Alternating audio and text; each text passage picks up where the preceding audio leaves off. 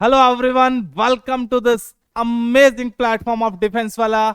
मेरा नाम है मोहित पुनिया और पुनिया जी की दुनिया में आपका स्वागत है। दोस्तों, उम्मीद करते हैं कि आप लोग बहुत ही अच्छे होंगे and thank you so much. आप लोगों के इतने विशेष आई टीचर्स डे पे मेरी तरफ से और पीडब्ल्यू फैमिली की तरफ से थैंक यू सो मच। आप लोग पढ़ाई कर रहे हो ये जान के हमें बहुत अच्छा लगा और आज उसी सिलसिले को आगे लेके चलते हैं।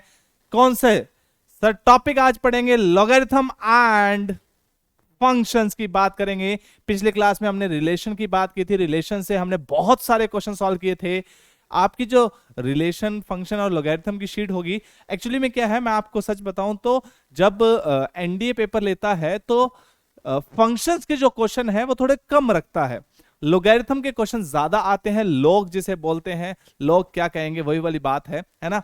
लोग के क्वेश्चन बहुत आते हैं, फंक्शन के क्वेश्चन, टिपिकल फंक्शन के क्वेश्चन थोड़े कम देखने को मिलते हैं। तो इसीलिए हमने फंक्शन के ऊपर थोड़ा कम टाइम स्पेंड करेंगे और हम ज्यादा टाइम लॉगरिथम के ऊपर स्पेंड करेंगे। इनफैक्ट लोग से ही स्टार्ट करेंगे। लोग हमें पहले ही पढ़ लेना चाहिए था, लेकिन मुझे लगा था कि आप लोगों को आता होगा, लेकिन भारी डिमांड के साथ हम स्टार्ट कर रहे हैं। इसी के साथ ये भी बता दीजिएगा अगला चैप्टर कौन सा पढ़ना है, कल कौन सा चैप्टर पढ़ोगे ये भी बता दीजिएगा। उसी के ऊपर कल आपको वीडियो मिल जाएगा, कमेंट सेक्शन हम देखते हैं।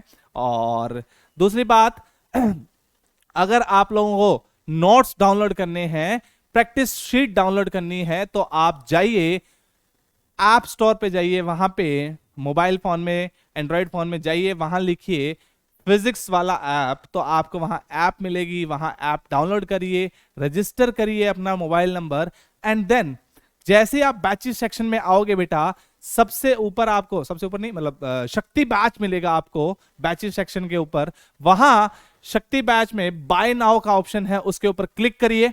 जैसे ही आप क्लिक करोगे, without any cost, free of cost, आपको वो बैच सब्सक्राइब हो जाएगा, सब्सक्रिप्शन मिल जाएगा उस बैच का। बिकॉज ये एक फ्री बैच है।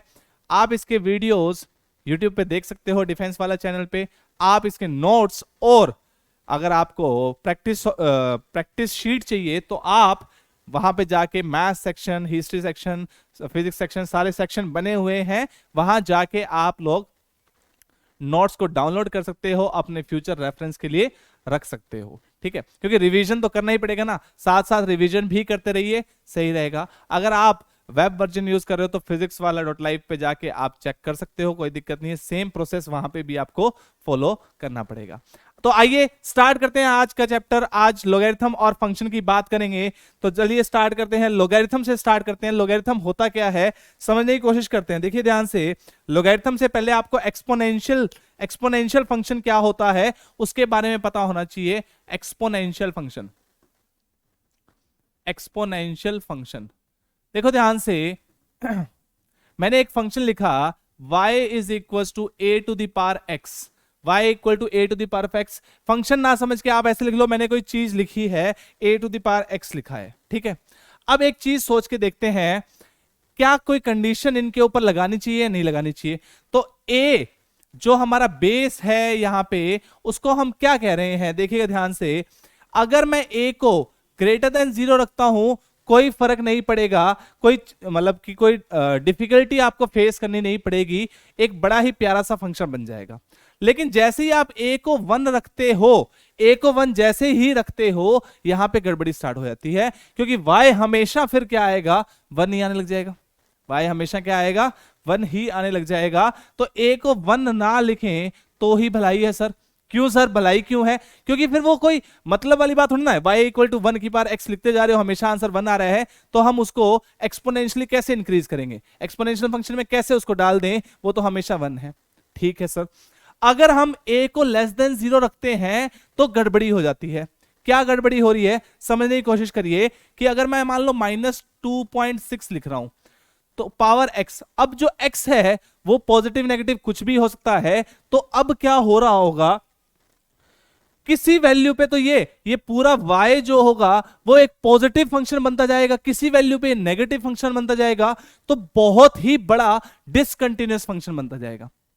बहुत ही बड़ा डिसकंटिन्यूअस सा फंक्शन बनता जाएगा, डिफाइंड भी कई जगह नहीं हो पाएगा। तो इसीलिए हम क्या कंडीशन लगा देते हैं कि भैया हमें तो क्या करना है, इजी फंक्शन पढ़ना था, तो हमने क्या कर दिया, a ग्रेटर देन 0 लगा दी उसके ऊपर कंडीशन, और 0 भी नहीं लिख पाएंगे आप, ऑब्वियसली आप समझ पा रहे होगे। तो y equal to a to the power x जो हो गया वो आपका एक्सपोनेंशियल फंक्शन हो गया, जिसमें कंडीशन क्या लगी कि a should be greater than 0 and a should not be equal to 1। अब बच्चे कहते हैं sir a greater than 0 a not equal to 1, तो सीधा ही लिख देते ना a ग्रेटर देन 1। अरे नहीं दोस्तों, 0 से 1 के बीच में भी बहुत सारे नंबर होते हैं, हम यहां पे सिर्फ इंटीजर्स की बात नहीं कर रहे, यहां पे फ्रैक्शंस की बात भी होनी है। तो इसीलिए a greater than 0 not equal to 1 लिखा गया। ठीक है सर, सही बात है। अब आगे बढ़ते हैं। सर टॉपिक तो हमारा लोगरिथम था, हाँ लोगरिथम पे ही आ जाते हैं। लोगरिथम फंक्शन क्या कहता है, आइए पीछे चलते हैं वापस स्लाइड पे। लोगरिथम फंक्शन क्या कह रहा है कि अभी जो हमने देखा y is equal to a to the power x, इसी चीज को उन्होंने क्या लिखा है, n is equal to a to the power x। बहुत बढ़िया sir. Every positive real number n, every positive real number n can be expressed as in the exponential form as n is equals to a to the power x। जैसे example क्या दे रखा है, 49 को हम 7 square लिख सकते हैं। ठीक है sir. where a is also positive real different than unity, वही मैंने जो लिखा था mathematically a greater than 0 a not equal to 1 is called the base and x is called the exponent। ये तो एक्सपोनेंशियल फंक्शन की बात हुई सर। अब अगर हम लिखें, अगर हम चाहें तो हम क्या लिख सकते हैं कि we can write the relation 1 in the logarithmic form. ये जो रिलेशन है इसको हम लॉग की फॉर्म में भी लिख सकते हैं। कैसे लिखें, ध्यान से देखिएगा, ध्यान से। इस चीज को मैं लिख सकता हूं, एक मिनट, इसको मैं क्या लिख सकता हूं बेटा, अगर आप ध्यान से देखोगे तो log n base a is equal to x। इसका मतलब क्या हुआ ये समझते हैं कि अगर मुझे n चाहिए, अगर मुझे n चाहिए तो a की पावर x करूंगा तभी n आएगा। और यू कैन से ये जो हुआ वो सेम चीज हो गई जो आपने लिखी हुई थी, n is equal to a to the power x। log का मतलब क्या हुआ, log का मतलब क्या हुआ, ये जो a लिखा हुआ है ये बेस ऑफ द log कहलाता है, n जो है log का नंबर है, और ये आपका आंसर हो गया। तो नंबर पाने के लिए बेस की पावर अगर x करोगे तभी n आएगा। इसी चीज को हम कहते हैं लोगैरिथमिक फंक्शन, इसी चीज को हम क्या कहते हैं, logarithmic function. a not equal to 1, a not equal to 1। ठीक है sir, a not equal to 1 हो गया। अब देखिए ध्यान से, मतलब समझ में आया सर कि अगर हमें n चाहिए तो a की पावर x लिखेंगे तभी क्या आएगा, n आएगा। जैसे कि अगर मैं आपसे पूछ लूं, यहीं पे एक एग्जांपल पूछ लूं बेटा, कि अगर हमें ऐसा बोला जाए log 49 बेस 7 क्या होगा, log 49 बेस 7 क्या होगा, तो मैं कहूंगा कि 7 की पावर अगर 2 करोगे, 7 की पावर अगर 2 करोगे, 7 का एक्सपोनेंट अगर 2 करेंगे तभी 49 आएगा, तभी क्या आएगा, 49 आएगा। अब थोड़ी सी डाउट और आ जाती है कि सर कि ये जो चीज है क्या ये नेगेटिव हो सकती है, सोच के देखते हैं। देखिए ध्यान से, log 49 बेस में 1/7, क्या मैं बेस की कंडीशन को सेटिस्फाई कर रहा हूं, देखो ध्यान से, बेस क्या है, a क्या है, greater than 0 not equal to 1, 1/7 जो ग्रेटर देन 0 होता है, हाँ सर होता है, क्या 1 के बराबर होता है, नहीं होता, तो बेस की कंडीशन तो सेटिस्फाई कर रहे हैं। तो लेट अस अज्यूम सर ये वैल्यू किसके बराबर आई, x के बराबर आई, तो बेसिक डेफिनेशन से हम क्या कर सकते हैं कि 1/7 की पावर x करूंगा तभी तो 49 जाएगा, हाँ सर। तो x की वैल्यू कितनी होगी यहां से, सर यहां से समझ आता है कि x की वैल्यू -2 हो गई, x की वैल्यू -2 हो गई। तो x तो पॉजिटिव नेगेटिव कुछ भी आ सकता है, कोई दिक्कत नहीं है, है ना, हाँ सर। तो hence logarithm of a number to some base is the exponent by which the base must be raised in order to get that number, in order to get that number। किसी number का किसी base के respect में अगर log लिखा हुआ है, उसका मतलब क्या हुआ कि वो नंबर पाने के लिए इस बेस की क्या पावर करेंगे, दैट इज बेसिकली logarithm। इतना सिंपल सा फंक्शन, इतना बहुत ही प्यारा सा फंक्शन है लोगरिथम, और बहुत सारे क्वेश्चन आपसे पूछे जाएंगे। प्रैक्टिस शीट आपको मिल जाएगी, आज लेक्चर खत्म होते ही आपके प्रैक्टिस शीट आपके पास होगी, ठीक है। कहां, अरे बताओ, बिल्कुल फिजिक्स वाला ऐप पे मिल जाएगी दोस्तों, ठीक है सर। अब देखिए ध्यान से आगे बढ़ते हैं, आगे बढ़ते हैं। नेगेटिव के लिए क्यों डिफाइंड नहीं है वो हमने एक्सपोनेंशियल के लिए समझ लिया है ना, ठीक है सर। अब आगे बढ़ते हैं सर। ये जो है बेसिक प्रॉपर्टीज है लोगरिथम की। बेसिक प्रॉपर्टी लोगरिथम की क्या कहती है कि अगर m और n कोई पॉजिटिव नंबर्स हैं, m और n क्या है, ग्रेटर देन 0 है, तो ये चार प्रॉपर्टी जो है बहुत इंपॉर्टेंट है। पहली प्रॉपर्टी क्या कह रही है बेटा, log m में base a plus log n में base a will be equal to log mn base a। अब यहां पे ये ग्रेटर देन 0 क्यों लिखा गया है, ये बहुत सोच समझ के चीजें लिखी गई है। तो जब भी आप प्रॉपर्टीज अप्लाई करो तो मेक श्योर कि चीजें जो है ग्रेटर देन 0 हो। चीजें क्या है, ग्रेटर देन 0 होनी चाहिए। क्यों सर, ऐसा क्यों, देखो ध्यान से एग्जांपल देखो। अगर मैं आपसे पूछ लूं log of x base 2 plus log of x base 2 is equal to, let us assume ये आपने दे रखा है सर 2, तो क्या आंसर क्या आएगा। अगर आप यही प्रॉपर्टी अप्लाई करते हो तो यहां से log of x into x आ जाएगा, एक्स स्क्वायर बेस में 2 इज इक्वल टू 2, तो log of x square base 2 is equal to 2। अगर यहीं से ये प्रॉपर्टी अप्लाई करते हो तो x square is equal to 4 आ गया। यहां से बड़े ही टाटा बाय बाय फिनिश वाले बच्चे वो क्या लिख देते हैं, वो क्या लिखते हैं बच्चे, पप्पू जो बच्चे हैं वो लिखते हैं x equal two plus minus 2। अरे बालकों, अरे अरे अरे बालकों, ये पाप मत करिए, इतने पापी दुनिया मत बनिए। आपने ये प्रॉपर्टी लगाई तो आपके बैक ऑफ माइंड होना चाहिए कि x should be greater than 0। वैसे भी log कब डिफाइंड होगा, जब x क्या होगा, ग्रेटर देन 0 होगा। तो ये तो गड़बड़ी कर दी सर आपने, है ना, ये गड़बड़ी कर दी। x should not be equal two plus minus 2, x की वैल्यू कितनी आनी चाहिए सर, 2 ही आएगी, तभी पॉसिबल है। -2 में गड़बड़ी हो जाएगी, -2 में गड़बड़ी हो जाएगी सर, कोई दिक्कत नहीं है सर, ठीक है सर। आगे बढ़ते हैं, देखिए ध्यान से। अगर सेकंड प्रॉपर्टी की बात करें, सेकंड प्रॉपर्टी क्या कह रही है, अगर नंबर जो है वो डिवीजन में है तो उसको आप नेगेटिव से रिप्लेस कर सकते हो, log m base a minus log n base a हो जाएगा। ऑब्वियसली m एंड n क्या है, ग्रेटर देन 0 है। थर्ड प्रॉपर्टी क्या कहती है कि अगर किसी नंबर की पावर कुछ लिखा हुआ है तो वो पावर भाग के आएगी log के आगे और आगे आके मल्टीप्लाई हो जाएगी। क्या बोला सर कि अगर कोई पावर लिखा हुआ है तो पावर आगे आके बेस log से क्या हो जाएगी, मल्टीप्लाई हो जाएगी। This is the third property, log m की पावर x बेस में a is equal to x times log m base a, log m base a। और चौथी प्रॉपर्टी क्या कहती है बेटा, अगर बेस की पावर कुछ लिखा हुआ है, इन सारी प्रॉपर्टीज को प्रूव कर सकते हैं लेकिन आपको प्रूव करने की जरूरत नहीं है। उम्मीद करता हूं, विश्वास भी है कि इतना तो आता ही होगा सर। अरे छोटी छोटी क्लासेस से 10वीं क्लास में पढ़ा देते हैं आजकल तो, है ना, 10th क्लास से सीखते आ रहे हो, तो अब तो एनडीए का पेपर देने जा रहे हो, एनडीए का पेपर देने जा रहे हो।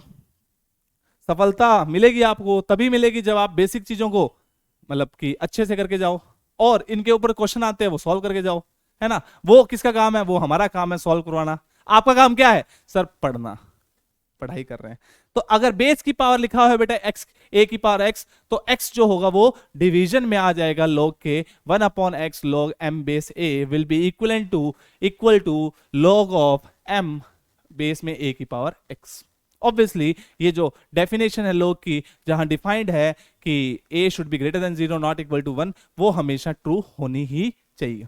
अब ये जो चीज है ना, इसके ऊपर रिलेशन फंक्शन से रिलेट करके एक क्वेश्चन बना दिया गया था, आज डिस्कस करेंगे फंक्शनल इक्वेशन के साथ रिलेट करके क्वेश्चन बना दिया। तो फंक्शंस में ऐसे क्वेश्चन जो आते हैं वो मेनली किसके आते हैं, लोगरिथम फंक्शन हो गए, इजी फंक्शन लोगरिथम फंक्शन हो गए, मॉडुलस फंक्शन हो गए, या सिंपल सी क्वाड्रेटिक दे देंगे, उसके ऊपर क्वेश्चंस आएंगे। उससे ज्यादा नहीं पूछते हैं एनडीए। अब पिछले कई सालों की हिस्ट्री है ये, हमें पता है, पेपर देखे हैं हमने, आप भी देख सकते हो प्रीवियस ईयर में बहुत रेयर क्वेश्चन आपको मिलेंगे। और अगर ऐसा कोई क्वेश्चन, बहुत ही रेयर क्वेश्चन आपको मिल जाता है तो आप उसको छोड़ के आगे भी बढ़ सकते हो, है ना, क्योंकि आप क्या है बेटा, कॉम्पिटिटिव एग्जाम में द आर्ट ऑफ लिविंग, ये बहुत बड़ी चीज है। ऐसा क्वेश्चन जो आप एक क्वेश्चन जो है वो आप 5 मिनट में लगा के सॉल्व करोगे, उसका कोई फायदा नहीं होगा, वो नुकसान कर जाएगा। समझदार आप काफी हो।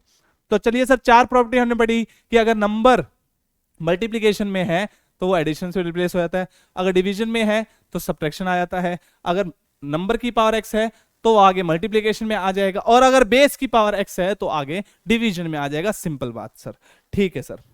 आगे देखते हैं base changing property. Base changing property क्या कहती है बेटा, ये बेस चेंजिंग प्रॉपर्टी क्या कहती है, अगर कोई नंबर लिखा हुआ है log a base let us assume 5 और एक लिखा हुआ है log b base 5, this is equivalent to log a base b, कोई दिक्कत नहीं है। log a base c log b base c equal to log a base b, इसमें कोई प्रॉब्लम होगी नहीं। This is base changing property कि अगर दो log का डिवीजन हो रहा है then it is independent of the base, कोई भी प्रॉब्लम नहीं होगी। यहां पे आप इसको ऐसे लिख सकते हो, देखो ध्यान से, a की वैल्यू c की वैल्यू 5 पुट कर दी इसमें, और c यहां पे आई नहीं रहा, कोई फर्क नहीं पड़ेगा। इनफैक्ट कई जगह आपको ऐसा लिखा भी मिलेगा log 10, तो आप बेस से ये इंडिपेंडेंट है, बेस कुछ भी अज्यूम कर सकते हो। जनरली हम इसमें 10 मान लेते हैं इजियर साइड के लिए, उसको हम क्या कहते हैं बताओ, अभी बताता हूं, देखो ध्यान से। कॉमन एंड नेचुरल लॉग, जब बेस 10 होता है, बेस 10 होता है उसको हम क्या कहते हैं, कॉमन लॉगरिथम कहते हैं, और जब बेस ई लेते हैं उसको हम नेचुरल लॉगरिथम कहते हैं। इसको हम ln n भी बोल देते हैं, इसको हम क्या बोलते हैं, ln ऑफ दैट नंबर। तो ln अगर कहीं लिखा है तो आपको समझ में आना चाहिए बेस क्या है, e है सर। e क्या होता है, सबको पता है सर, e क्या होता है, एक बड़े से मैथमेटिशियन का नाम होगा, है ना सर, बताओ बताओ क्या होता है e, सबको पता है सर। अप्रोक्सीमेट वैल्यू क्या होती है, रैशनल होता है इरैशनल होता है, ये भी पता है सर, कोई नहीं। आगे बढ़ते हैं सर, आगे देखिए प्रॉपर्टीज ऑफ लॉगरिथम, इन्हीं प्रॉपर्टीज के ऊपर आपसे क्वेश्चन पूछा जाएगा। 4 प्रॉपर्टी पहले कर चुके हैं और एक 5वीं प्रॉपर्टी हमने बेस चेंजिंग प्रॉपर्टी की, उसके बाद ये प्रॉपर्टीज हैं। ये प्रॉपर्टीज क्या कह रही हैं आपको, देखिएगा ध्यान से। एक सबसे इंपॉर्टेंट बात जो यहां पे है, a की power log x base a, तो ये जो x और ये जो a है ये इंटरचेंजेबल है, given that everything is well defined. तो आप इस चीज को क्या लिख सकते हो बेटा, इस चीज को लिख सकते हो x की power log a base a, कोई प्रॉब्लम नहीं होगी, log a बेस a। अच्छा एक चीज बताना, a की पावर क्या करूं कि a आ जाए, ऑब्वियसली सर 1 करोगे तो ये दोनों चीजें किसके बराबर लिखी हुई हैं, x के बराबर लिखी हुई हैं, और यू कैन से a की power log x base a is equal to x। क्यों, क्योंकि ये a और ये x इंटरचेंजेबल है। यही चीज मैंने प्रॉपर्टी नंबर 2 में लिखी हुई है कि a की power log x base b will be equal to x की power log a base b, given that everything is well defined. यहां पे ऑब्वियस सी बात है, चीजें वेल डिफाइंड होनी चाहिए, चीजें क्या होनी चाहिए, वेल डिफाइंड होनी चाहिए सर, ठीक है। आगे बढ़ते हैं सर, देखिएगा ध्यान से।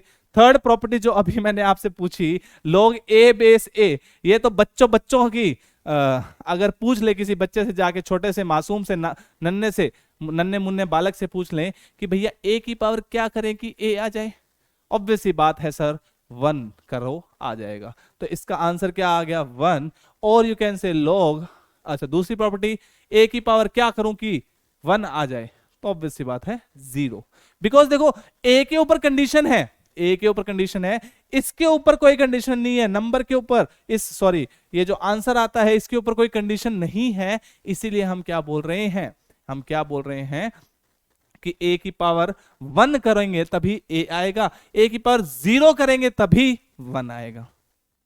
समझ रहे हो। अब आपको काफी बच्चों को लग रहा होगा कि इसके ऊपर कंडीशन कैसे आई, ये जो log n बेस a है, log n बेस a है, अगर इसको x मानते हो तो n क्या आएगा बेटा, a to the power x। ये n जो होगा हमेशा ग्रेटर देन 0 जाएगा, इसके ऊपर एनडीए ने एक क्वेश्चन भी पूछा था, n क्या होगा, हमेशा ग्रेटर देन 0 जाएगा। क्यों, क्योंकि n एक एक्सपोनेंशियल, अब देखो n क्या है, एक एक्सपोनेंशियल फंक्शन बन गया है जिसकी value a to the power x के बराबर है। बिल्कुल सही बात सर। अब a आपने sir greater than 0 not equal to 1 माना है, बिल्कुल सही बात सर। तो कितना भी छोटा नंबर ले लो, कितना भी बड़ा नंबर ले लो, जैसे फॉर एग्जांपल 2 लेते हैं, टू की पावर इंफिनिटी करेंगे तो इंफिनिटी पे ग्राफ जाएगा, और टू की पावर माइनस इंफिनिटी करेंगे तो जीरो की तरफ टेंड करेगा। ग्राफ इसका कुछ ऐसा आ जाता है, ग्राफ कुछ इसका ऐसा आ जाता है सर, है ना। तो क्या कभी ये जीरो हो पाएगा? नहीं सर, कभी एन की वैल्यू जीरो जा ही नहीं पा रही सर, एन की वैल्यू जीरो जा ही नहीं पा रही। एन क्या है? एन एक फंक्शन है। कौन सा फंक्शन सर? Exponential function. ये एक्सपोनेंशियल फंक्शन कभी जीरो की तरफ जा ही नहीं पा रहा। ये कब ग्राफ आ रहा है? जब ए ग्रेटर देन वन है बेटा, ए ग्रेटर देन क्या है? वन है, तब ऐसा ग्राफ आ रहा है। अगर आप अच्छे से ड्रॉ करना चाहो तो ड्रॉ कर सकते हो। जैसे फॉर एग्जांपल टू की पावर एक्स है, तो ये टू की पावर एक्स का ग्राफ कुछ ऐसा होगा, टू की पावर एक्स का ग्राफ कुछ ऐसा होगा। अब देखो, सोच के देखो, थ्री की पावर एक्स का, y इक्वल टू थ्री की पावर एक्स का ग्राफ सोच के देखते हैं कैसे आएगा। समझने की कोशिश करिएगा बेटा। x की वैल्यू जीरो पुट कर दो तो y कितना आएगा? थ्री की पावर जीरो, वन आएगा। 0,1 पॉइंट ये आ गया सर।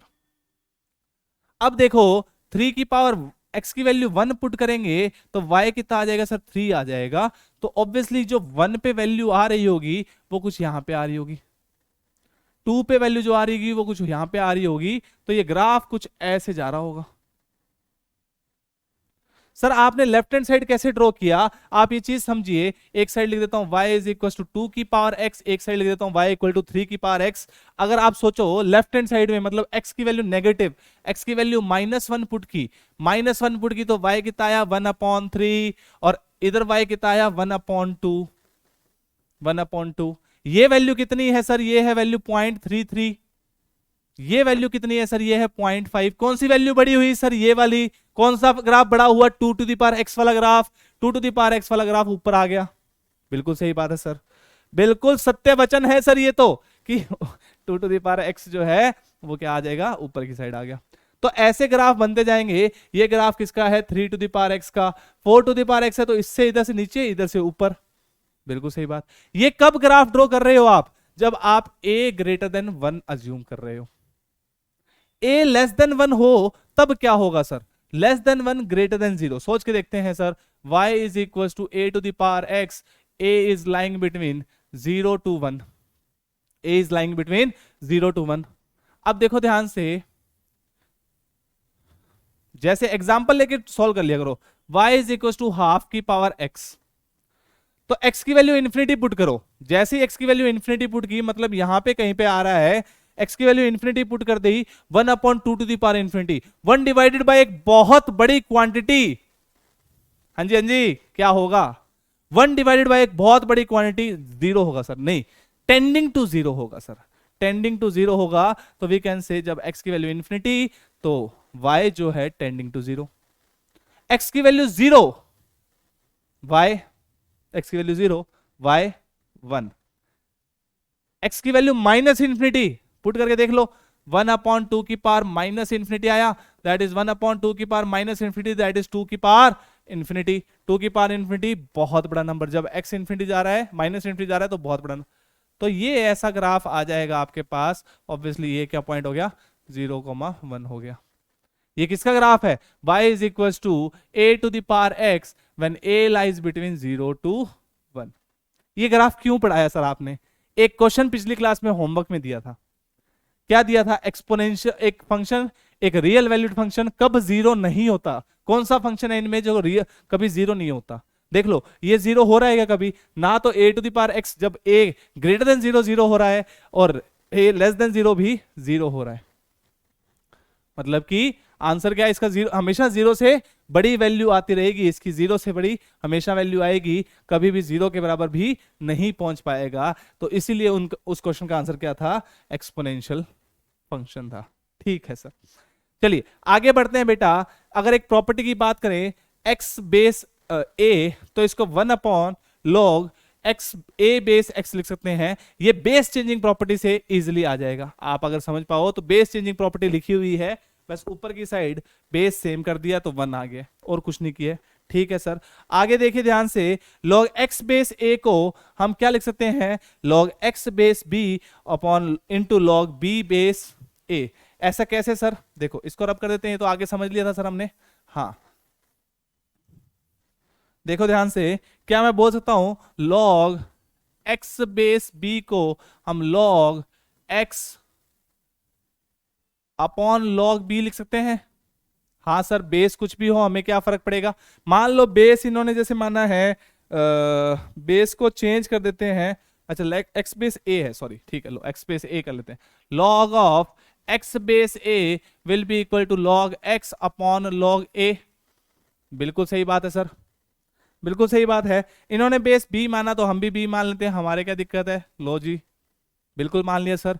अब ये log a base b, log a base b को 1 upon log b base a लिख सकते हैं। बिल्कुल सही बात सर। तो इसको मैं क्या लिख सकता हूं, ये टर्म तो एज इट इज आ गई सर, और ये वाली टर्म को log of b base a लिख देते हैं। ठीक है सर, तो यही तो चीज लिखी हुई है, देख लो। आपस में ये प्रॉपर्टीज इंटरलिंक्ड है। एक प्रॉपर्टी को प्रूव करने के लिए दूसरी प्रॉपर्टी का यूज आप इजीली कर सकते हो, और स्टार्टिंग करनी है तो आप बेसिक नंबर सिस्टम से आप स्टार्ट करके प्रूव कर सकते हो, कोई दिक्कत नहीं है। इन्हीं प्रॉपर्टीज के ऊपर भी एक क्वेश्चन पूछा गया था। चलो, न्यूमेरिकल क्वेश्चन तो अलग पूछा गया था, लेकिन फंक्शन से रिलेट करके एक क्वेश्चन पूछा गया था। आई थिंक 17 में पूछा गया था, ऐसा ही क्वेश्चन कुछ पूछा गया था। आपको बताएंगे, आज करेंगे। ठीक है sir, okay sir, thank you sir. आगे बढ़ो सर, चलिए आगे बढ़ते हैं दोस्तों, इसको रब कर देते हैं। ये प्रॉपर्टीज टिप्स पे होनी चाहिए, अदरवाइज आप जब क्वेश्चन सॉल्व करते हो तो दिक्कत हो जाती है। नेक्स्ट देखिएगा ध्यान से बेटा, नेक्स्ट देखिएगा ध्यान से, graph of y is equal to log x base a। ये लोगरिथम फंक्शन का ग्राफ है। कैसे ग्राफ बनेगा, जब a की वैल्यू 0 से 1 के बीच में आएगी, ये पॉइंट, हाँ 1,0, ये किसका ग्राफ बनेगा बेटा, जब x की वैल्यू, a की वैल्यू जो है 0 से 1 के बीच में, मतलब बेस जो है 0 से 1 के बीच में होगा, तो ग्राफ कुछ ऐसा आएगा। और ग्राफ ऐसा इंक्रीजिंग फंक्शन आएगा जब x की वैल्यू ग्रेटर देन 1 होगी। सिंपल ग्राफ है, इनवर्स का ग्राफ है। लोगरिथम के ग्राफ जो होते हैं एक्सपोनेंशियल फंक्शन के इनवर्स का ग्राफ होता है ना। लोगरिथम फंक्शन और एक्सपोनेंशियल फंक्शन एक दूसरे के इनवर्स हैं। ठीक है सर, कुछ बच्चे मेरी बात को अच्छे से समझ पाए, कुछ बच्चे थोड़ी सी। देखिए ये फास्ट ट्रैक कोर्स है, आपको भी पता है सिलेबस बहुत ज्यादा है, और आपकी जो डिमांड थी ना कि सर मैथ्स की क्लास रोज ले लो, अभी रुक जाओ, थोड़े दिन रुक जाओ दोस्तों। पुनिया जी पे विश्वास रखिए, पुनिया जी आपके सिलेबस कंप्लीट करके जाएंगे, टेंशन मत लीजिए। और बस आपको मेहनत करनी है। देखो एक दिन मेहनत कर लोगे उससे सफलता नहीं मिलेगी, लेकिन अगर मेहनत करोगे तो एक दिन सफलता जरूर मिलेगी आपको।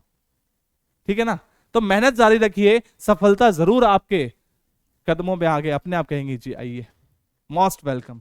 ठीक है, ठीक है सर, आगे बढ़ते हैं, कुछ क्वेश्चंस को देख लेते हैं।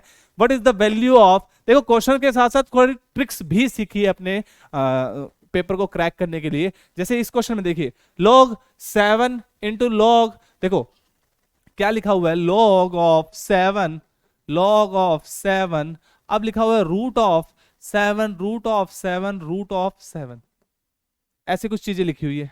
हाँ सर, तो इस बाहर वाले लोग के लिए ये जो चीज है ये एक नंबर की तरह एक्ट कर रहा है। बिल्कुल सही बात सर।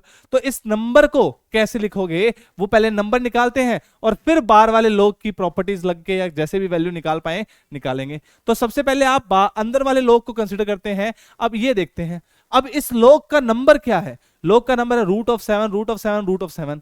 अब देखिए ध्यान से, ये जो रूट 7 है, रूट 7 है, रूट 7 है, इस चीज को क्या मैं 7 की पावर 7/8 लिख सकता हूं क्या? कैसे लिखा सर आपने, देखो ध्यान से, देखो ध्यान से, कंसेप्ट भी, ट्रिक भी बता दूंगा इसको। देखो इसका अगर लिखें तो ये लिखा हुआ है रूट 7 इंटू रूट 7 की पावर 1/2। बिल्कुल सही बात है सर। तो ये क्या आ जाएगा सर, ये क्या आ जाएगा, अगला अगला अगर आप 7 लिखोगे तो ये आपका क्या आएगा बेटा, 7 की पावर रूट 7 इंटू रूट 7 की पावर 1/2 और एक होल पावर 1/2, ऐसे बढ़ता जाएगा। और सिमिलरली आप आगे स्टेप्स फॉलो करते जाइए, कोई दिक्कत नहीं है। लेकिन सर आपने डायरेक्टली कैसे लिख दिया था 7 की पावर 8, 7 की पावर 8, 7/8 कैसे लिख दिया था?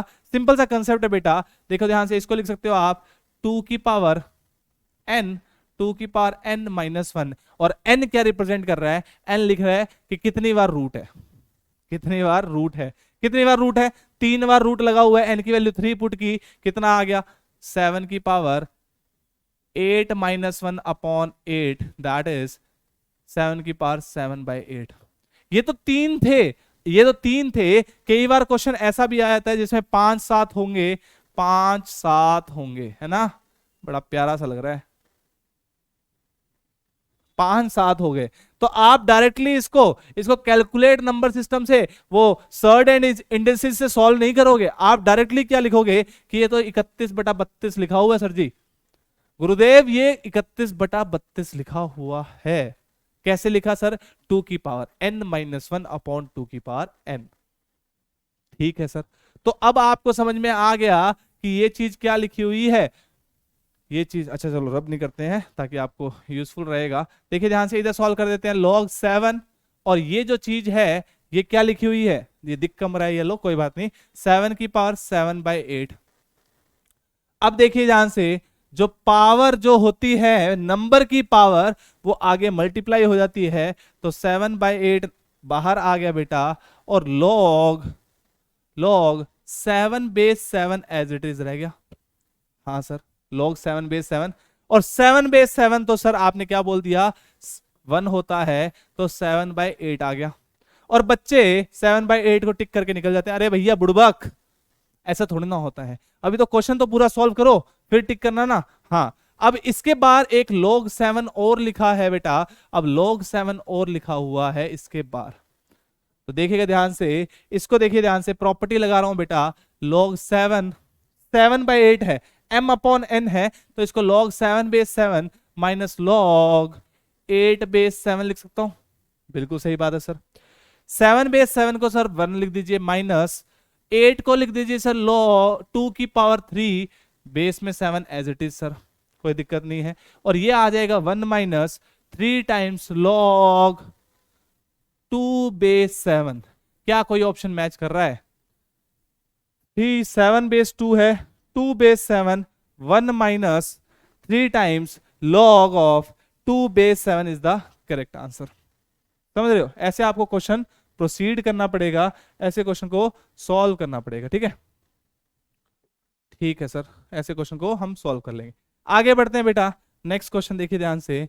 नेक्स्ट क्वेश्चन क्या है, अगर 0.2 की पावर x जो है वो 2 के बराबर है, ओके, और log 2/10, देखो कभी भी आपको log टेबल की जरूरत नहीं पड़ेगी, जैसे केमिस्ट्री में पड़ती है वैसे log टेबल की जरूरत मैथमेटिक्स में नहीं पड़ती। अगर कोई वैल्यू रिक्वायर्ड भी है क्वेश्चन में, तो वो आपको वैल्यू दे देंगे लिख के। जैसे इन्होंने क्वेश्चन में ये वैल्यू लिख के दे दी कि log 2/10 कितना होता है, 0.3010 होता है। अगर 3/10 पूछना होता, कुछ लिखना होता, वैल्यू चाहिए होती, तो वो भी मेंशन कर देते।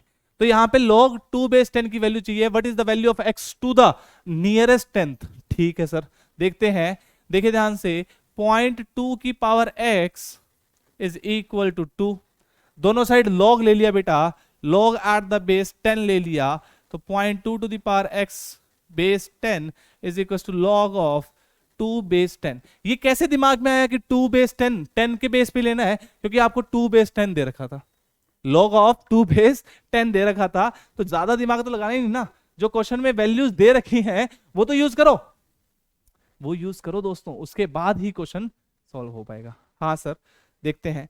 अब देखिए यहां से x जो है वो आगे की साइड आ जाएगा, इसको लिख सकते हैं हम log 0.2/10 is equal to log 2/10।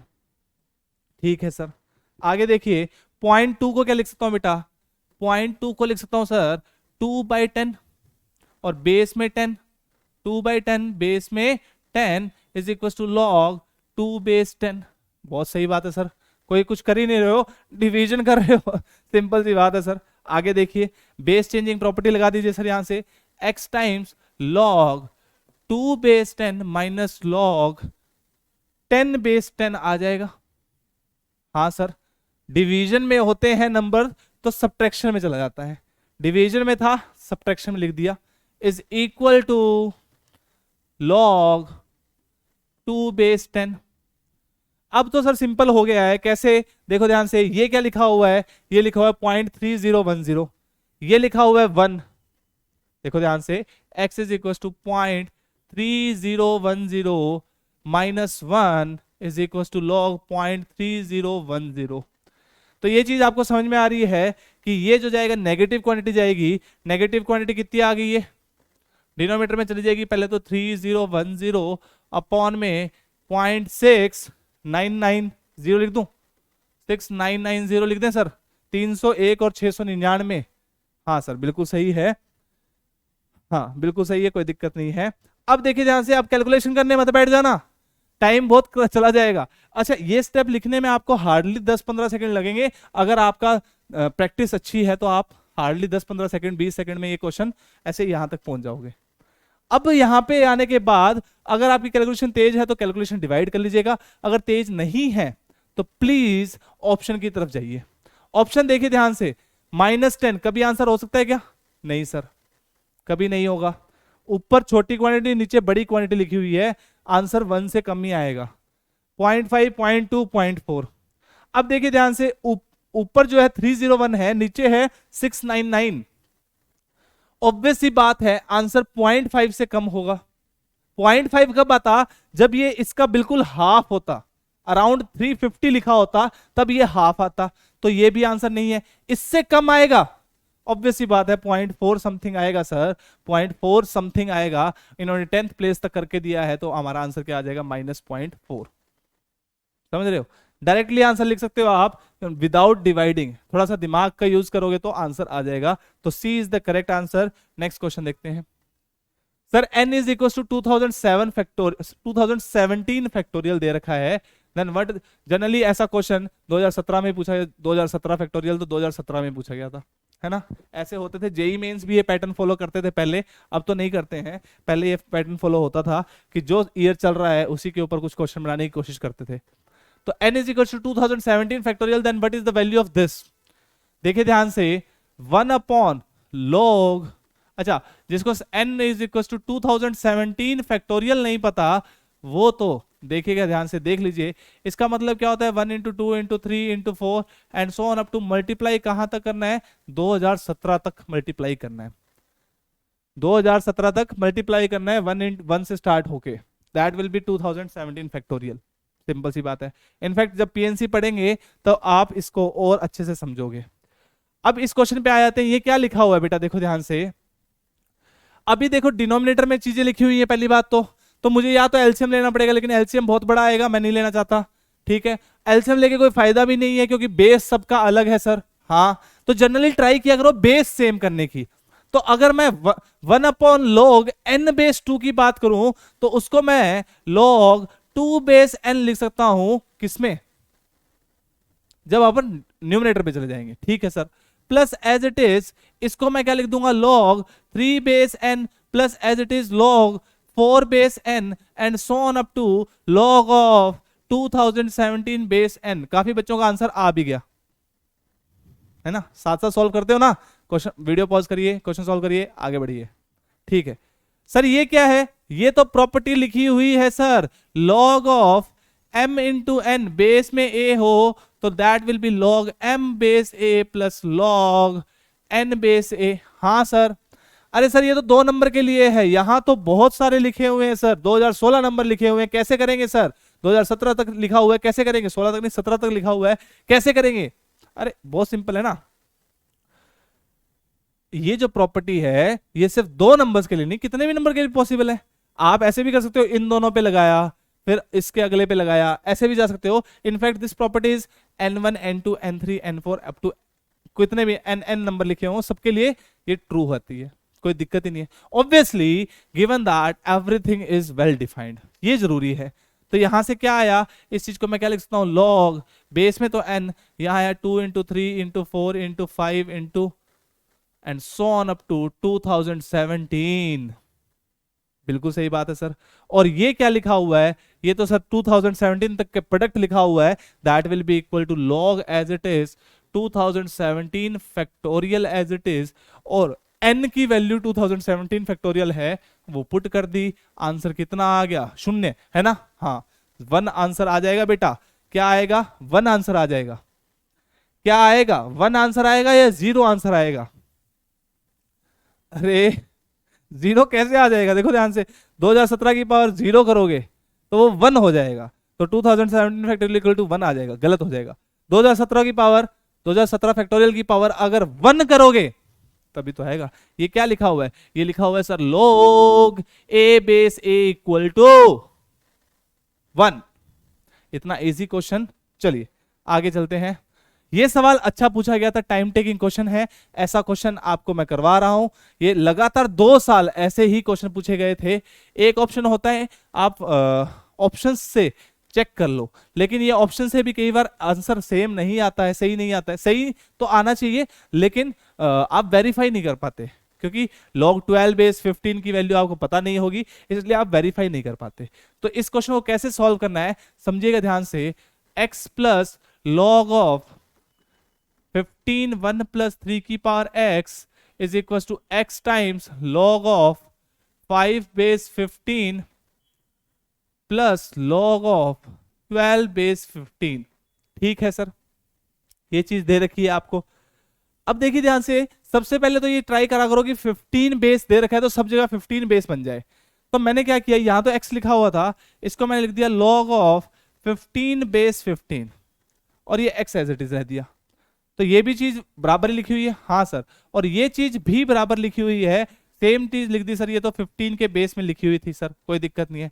Is equal to, ये जो चीज है ये चीज 15 के बेस में तो लिखी है, लेकिन कोई थ्योरम नहीं लगा पाओगे, कोई प्रॉपर्टी नहीं लगा पाओगे। क्यों नहीं लगा पाएंगे, क्योंकि ये x से मल्टीप्लाइड है। तो मैंने क्या कहा, इस x को उठा के यहां ले जाइए सर।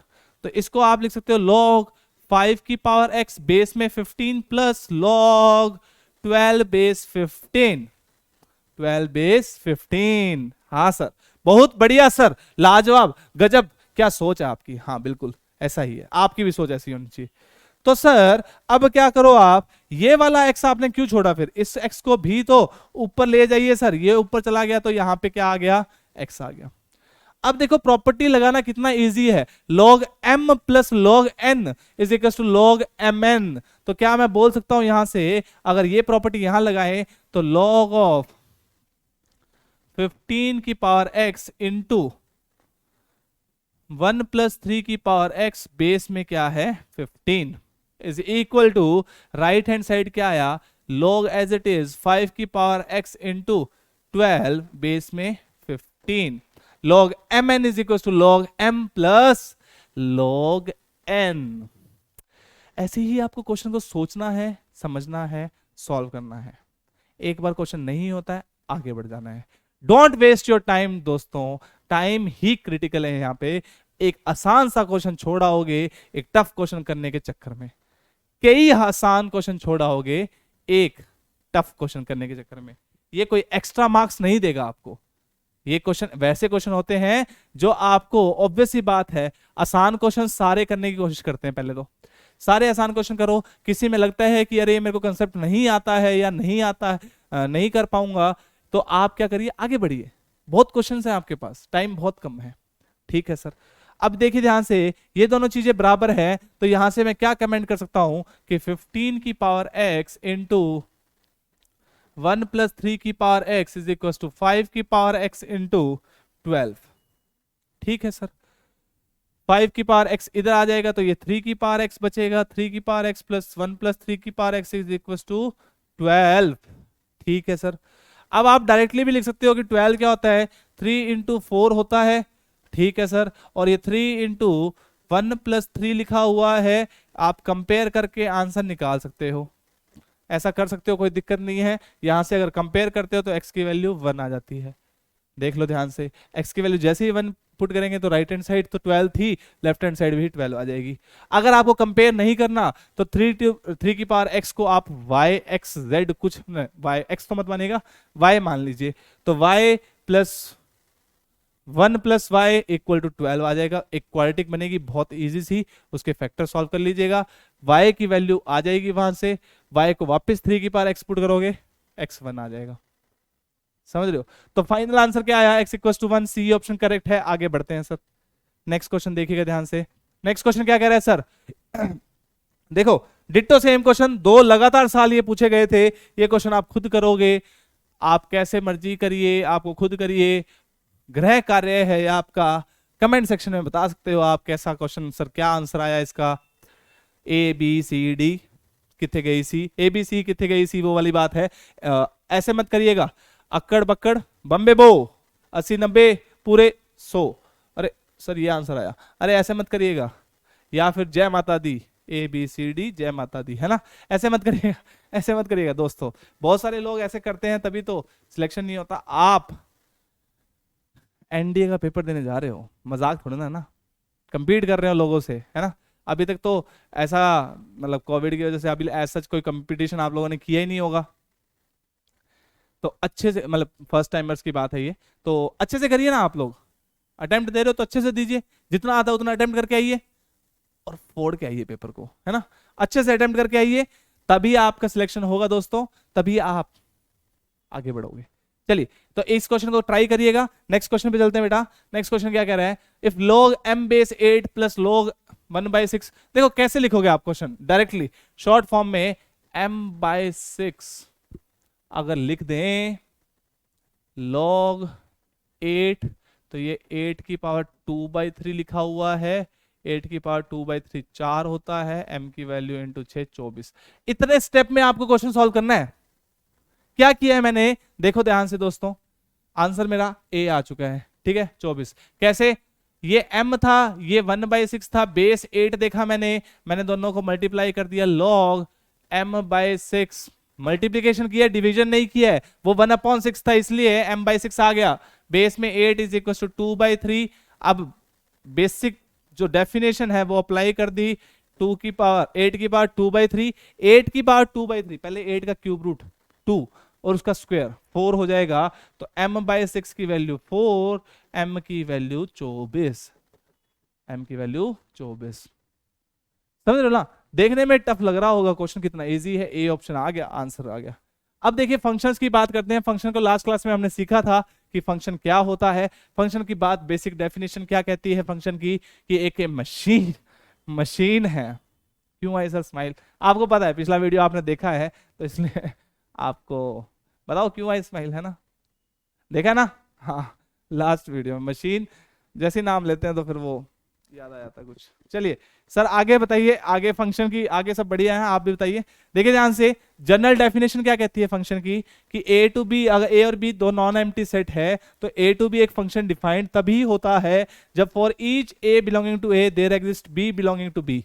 ये हमने बताया था कि हर एक एलिमेंट सेट ए का किसी ना किसी के साथ जुड़ा होना चाहिए कोई एलिमेंट बी का, ठीक है सर।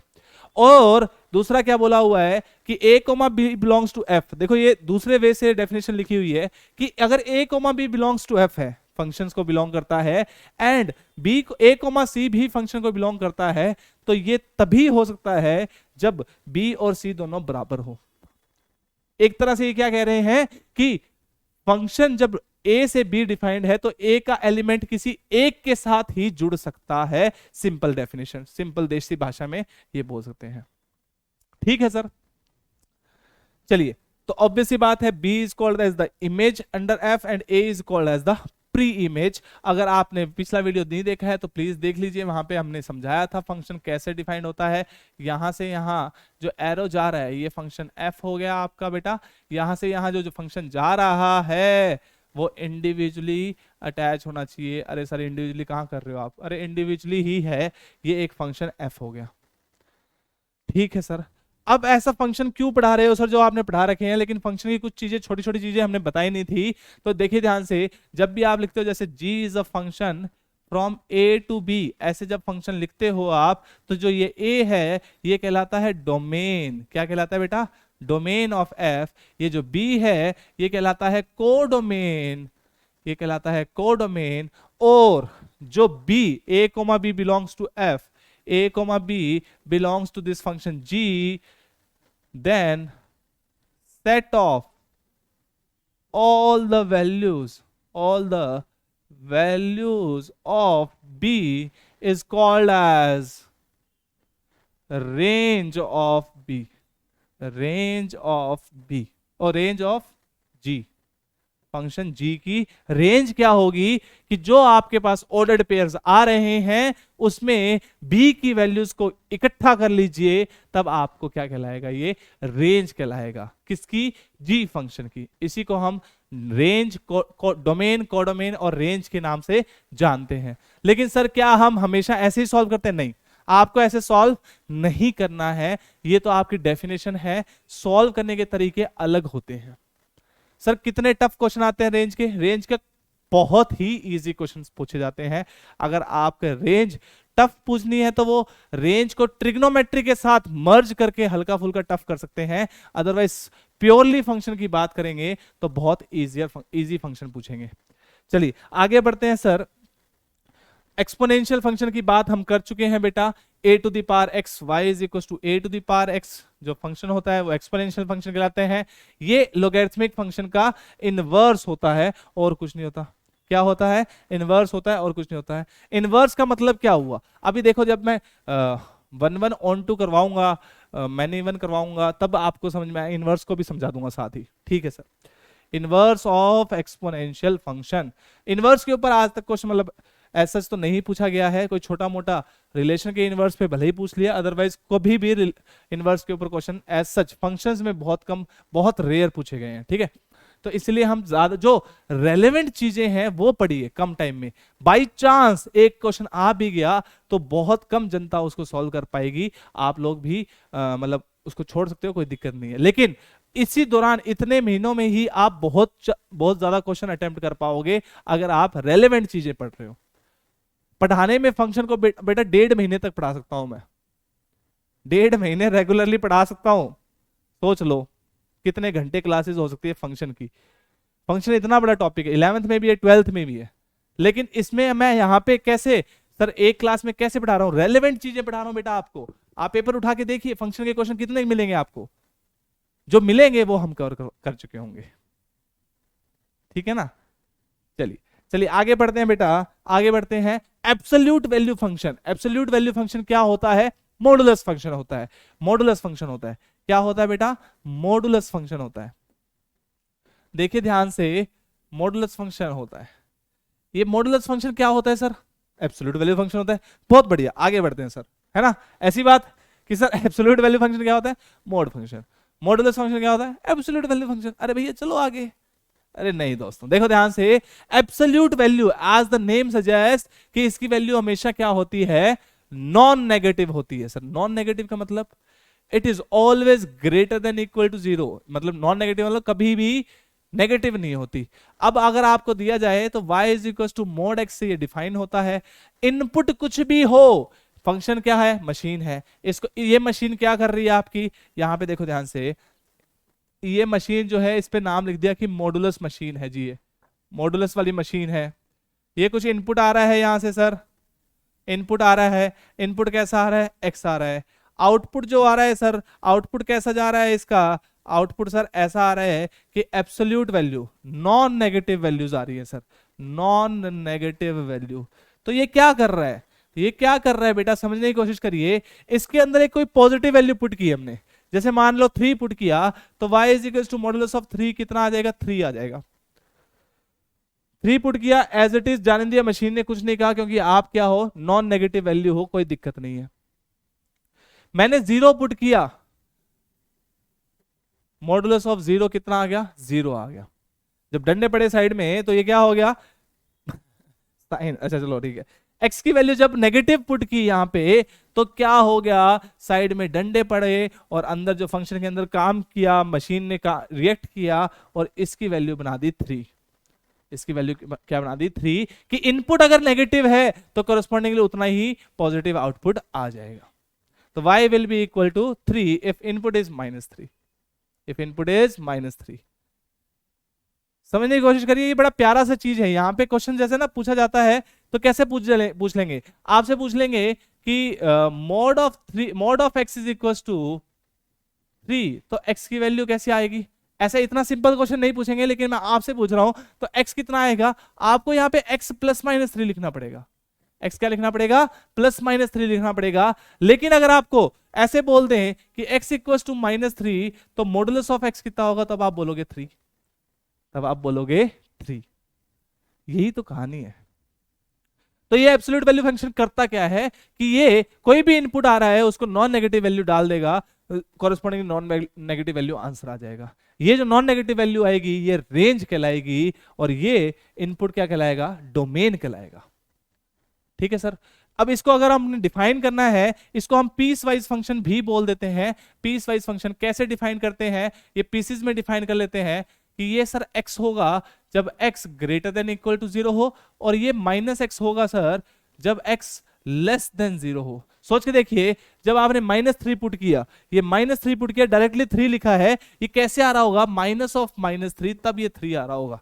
एक स्टेप बीच में से गायब हो गया, समझ रहे हो। हाँ, तो सर माइनस और -3 कितना आ गया, 3 आ गया। आंसर क्या आएगा, 3। तो अगर x नेगेटिव है तो ये -x के साथ ओपन होगा, x पॉजिटिव है तो ये greater than x, obviously greater than 0 है तो x के साथ ओपन होगा।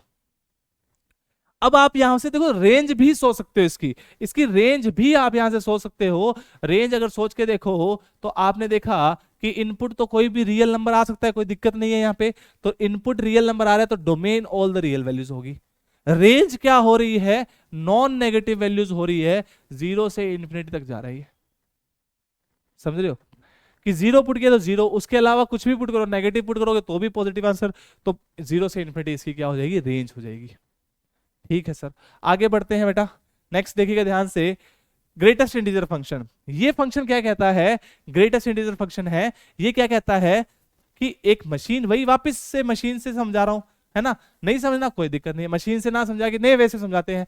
क्या कह रहा है कि नंबर लाइन से चलो, ये नंबर लाइन आपकी जी। ठीक है सर, ऑब्वियस सी बात है, we are talking about real valued function. हम कॉम्प्लेक्स नंबर में नहीं जा रहे हैं, जब कॉम्प्लेक्स नंबर पढ़ेंगे तभी बात करेंगे। ये रियल वैल्यूड फंक्शन है, तो इसका डोमेन क्या हो गया, डोमेन तो ऑल द रियल वैल्यूज हो गई, कुछ भी पुट करो इसको कोई दिक्कत नहीं है। Domain x belongs to all the real values. अब ये क्या कर रहा होगा बेटा, जैसे कोई भी, जैसे यहां पे कहीं पे 0 है, ये नंबर लाइन बना रखी है मैंने, ये क्या कहता है कि इनपुट आया y is equal to greatest integer of x, y is equal to greatest integer of x। अच्छा, पहली इंपॉर्टेंट बात, कभी भी ऐसा लिखा हो y इक्वल टू ये वाला ब्रैकेट, तो आप उसको ग्रेटेस्ट इंटीजर फंक्शन मत मानिएगा अनटिल एंड अनलेस वहां मेंशन्ड हो कि ये ग्रेटेस्ट इंटीजर फंक्शन है। ठीक है ना, मत मान लीजिएगा, अदरवाइज गड़बड़ी कर दोगे, क्वेश्चन में गलत हो जाएगा। आप ग्रेटेस्ट इंटीजर फंक्शन सोच के बैठे होगे, वो देगा ही नहीं, कंफ्यूज करते हैं। मेंशन होना चाहिए कि ये ग्रेटेस्ट इंटीजर फंक्शन है, तभी आप उसको कंसीडर करोगे। ठीक है सर, ये क्या कहता है कि इनपुट जा रहा है, मान लो जैसे 3.14 इनपुट गया इसके अंदर, तो ये क्या करेगा, ये कहने का मतलब क्या है कि आप माइनस इन्फिनिटी से चलिए, माइनस इन्फिनिटी से चलिए और 3.14 पे पहुंच जाइए, 3.14 पे पहुंच जाइए, और जो सबसे बड़ा इंटीजर आपके रास्ते में आया वही इसका आंसर होगा। रिपीट सर, सबसे बड़ा इंटीजर, जब आप माइनस इन्फिनिटी से चलते जा रहे हो, इस नंबर के पास पहुंच रहे हो, जो भी इनपुट दे रखा है उस नंबर के पास पहुंच रहे हो, तो सबसे बड़ा इंटीजर जो आपके रास्ते में आएगा वही इसका आंसर होगा। सर देखो ध्यान से, माइनस इन्फिनिटी चलता है सर, सबसे बड़ा इंटीजर 0 आ गया, अरे नहीं, 1 पे जाइए, 2 पे जाइए, 3 पे जाइए, 3.14 तक पहुंचने में आप 3 सबसे बड़ा इंटीजर है, तो इसका आंसर क्या आएगा, 3। अगर आप मान लो ग्रेटेस्ट इंटीजर ऑफ 10.9 की बात कर रहे हो, तो सबसे बड़ा इंटीजर कौन सा पड़ेगा रास्ते में, जब आप माइनस इन्फिनिटी से चलते जा रहे हो, तो सबसे बड़ा 10 पड़ेगा, तो इसका आंसर क्या हो जाएगा, 10 हो जाएगा। अगर आप बात कर रहे हो y is equal to greatest integer of 3, तो सबसे बड़ा इंटीजर कौन सा पड़ेगा, 3 ही पड़ेगा सर, तो 3 आंसर हो गया। अगर आप बात कर रहे हो सर ग्रेटेस्ट इंटीजर ऑफ -3.91, सबसे बड़ा इंटीजर कौन सा पड़ेगा रास्ते में, अब बच्चा बोल देता है -3 और बच्चे के कान पकड़े जाते हैं। अरे कैसे -3, सोच के देखो, यहां आएगा -1, यहां आएगा -2, यहां आएगा -3, यहां आएगा -4, तो -3.91 कोई वैल्यू जो होगी वो यहां कहीं होगी, यहां कहीं, यहां कहीं, यहां कहीं वैल्यू होगी, यहां कहीं वैल्यू होगी, है ना। 3.91 कुछ वैल्यू यहां कहीं होगी।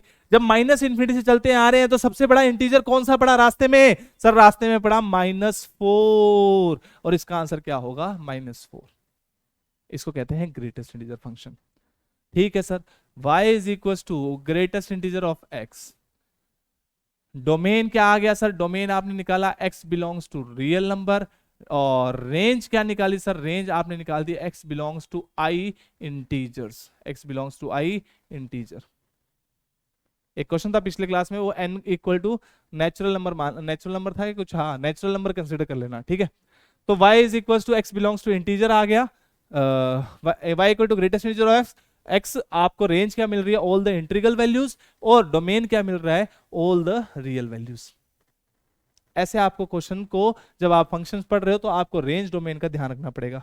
अब देखिएगा ध्यान से, क्लासिफिकेशन ऑफ फंक्शन की बात करते हैं। क्लासिफिकेशन ऑफ फंक्शन में 4 क्लासिफिकेशन मेनली है आपके पास, उनका कॉम्बिनेशन बना बना के बहुत सारी क्लासिफिकेशन कर सकते हो आप। पहली बार कह रहा है कि one one function.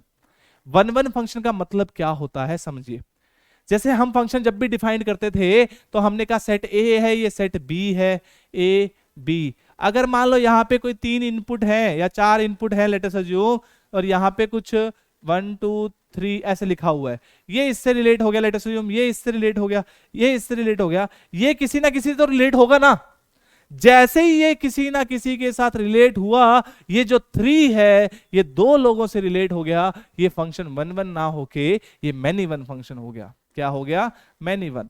Many to one, many to one मतलब मैनी टू वन, बहुत सारे लोग एक के पास जा रहे हैं, तब ये मैनी वन फंक्शन हो गया।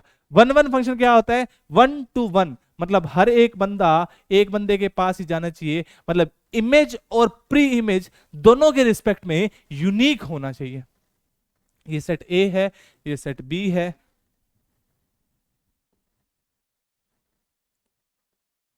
ये आपका पिक्टोरियल रिप्रेजेंटेशन हो गई किसकी?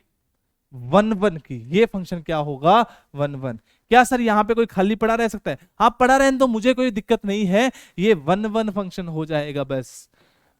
हर एक यूनिकली किसी यूनिक प्री इमेज है सबकी, और प्री इमेज की यूनिक इमेज है सबकी। बेसिक सी डेफिनेशन क्या है कि सारे जो है 1 to 1 होने चाहिए। अगर 1 to 1 नहीं हो रहे तो मैनी टू 1 हो जाएगा फंक्शन, या तो फंक्शन वन वन होगा या फिर मैनी वन होगा। सर ये तो आपने बता दिया कि फंक्शन वन वन है, एग्जांपल दीजिए। हाँ one one function y equal to x, कुछ भी इनपुट डालोगे आउटपुट, मतलब कि 1 डाला तो आउटपुट 1 आएगा, 2 डाला तो 2 आएगा, 3 डालेगा 3 आएगा, 4 डालो 4 आएगा, हमेशा अलग आउटपुट आएगा। 1.1 डाला तो 1.1 आउटपुट आ जाएगा। लेकिन y equal to x square many one function क्यों sir? y equal to x square many one function क्यों? x की वैल्यू 1 पुट करोगे तो भी आउटपुट 1 आएगा, x की वैल्यू -1 पुट करोगे तो भी आउटपुट। देखो ध्यान से, सेट ए है, यहाँ 1 पुट किया या -1, ये 1 भी 1 के पास जाएगा, -1 भी 1 के पास जाएगा। अगर फंक्शन आपका a टू b जो है वो एक्स स्क्वायर है, a टू b जो है वो एक्स स्क्वायर फंक्शन है, तो उसको हम क्या बोलेंगे? +1 से 1 जा रहा है, -1 से 1 जा रहा है, ये क्या हो गया? ये मैनी वन फंक्शन हो गया। सर खाली रह सकता है कोई एलिमेंट यहाँ? हाँ सर यहाँ खाली रह जाइए, मुझे कोई प्रॉब्लम नहीं है, लेकिन यहाँ खाली रहते ही वो फंक्शन ही नहीं होगा, वो फंक्शन ही नहीं होगा सर जी। इसीलिए मैंने क्या बोला कि ये रिप्रेजेंटेशन भी वन वन की है, अगर ये दोनों डॉट हटा दें तो वो भी वन वन होगा। ये रिप्रेजेंटेशन मैनी वन की है। अब आप इतने समझदार हो कि अगर एक सेट ए है जिसमें n एलिमेंट्स है मान लो, और एक सेट बी है जिसमें n है, यहां m एलिमेंट्स है मान लो, n एलिमेंट्स है, m एलिमेंट्स है, जो n जो है that should be less than equal to m for function to be one one. Function one one तभी हो पाएगा जब number of element set a के number of set element b से कम या उसके बराबर हो जाए। जैसे सोच के देखो, यहां 3 एलिमेंट थे, यहां 4 एलिमेंट है, 4 3 से बड़ा है, कोई भी फंक्शन आपको वन वन हो ही नहीं सकता। फंक्शन क्या होगा? हमेशा मैनी वन फंक्शन आ जाएगा। क्यों मैनी वन आ जाएगा सर? देखो ध्यान से, ये सारे तो किसी ना किसी तो जुड़ेंगे, हर एक के पास एक एक जुड़ना चाहिए, एक एक। लेकिन ये चौथा कहेगा मेरे पास कोई बचा नहीं, तो मैं किसी के साथ भी जाऊंगा, मुझे तो फंक्शन बनाना है, मैनी वन और वन वन की बाद में सोचूंगा, तो ये भाई साहब मैनी वन फंक्शन बना के बैठ जाएंगे। सर ये तो हुई इनकी डेफिनेशन की बात। अगर आपको एक फंक्शन देखना है कि वो वन वन है या मैनी वन, सबसे इजी वे होता है ग्राफ से। सबसे इजी वे होता है ग्राफ से। आप ग्राफ ड्रॉ करिए, जैसे आपने आज y equal to a to the power x, a to the power x का ग्राफ देखा, ऐसा ग्राफ ड्रॉ करिए। या फिर आप एक और ग्राफ साथ में साइन एक्स का ड्रॉ कर लीजिए। साइन एक्स एक ट्रिग्नोमेट्रिक फंक्शन है ना। अब कहेंगे बच्चे कहेंगे सर ऐसा नहीं होता है, हाँ ऐसा ही होता है बेटा। इनफैक्ट ये 1 है ना, 0,1 है तो यहां तक जाएगा ये।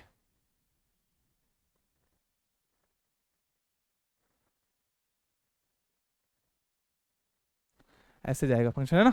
ये ऑब्वियसली आप ऐसे मान लीजिएगा ये 1 पे ड्रॉ करते हैं, ठीक है सर। अब देखिए ध्यान से क्या कह रहा हूं मैं। आपने एक वर्टिकल लाइन टेस्ट पढ़ा था। वर्टिकल लाइन टेस्ट का किसके लिए होता है? To check whether the given is a function और नॉट। और अगर आप हॉरिजॉन्टल लाइन ड्रॉ करो, जैसे फॉर एग्जांपल मैंने यहां हॉरिजॉन्टल लाइंस ड्रॉ किए हैं, तो अगर वो एक ग्राफ पे किन्हीं 2 पॉइंट या 2 से ज्यादा पॉइंट पे कट कर देता है, वो फंक्शन मैनी वन फंक्शन हो गया। ऐसा क्यों हो रहा है समझने की कोशिश करिए। ये सेट ए है, यहां पे इनपुट जा रहा है, एक्स की वैल्यू जा रही है। ये एक्स की वैल्यू एक x1 है, ये एक्स की वैल्यू एक x2 है, ये एक्स की वैल्यू एक x3 है। इनपुट जा रहा है लेकिन आउटपुट तो ये y1 ही आ रहा है।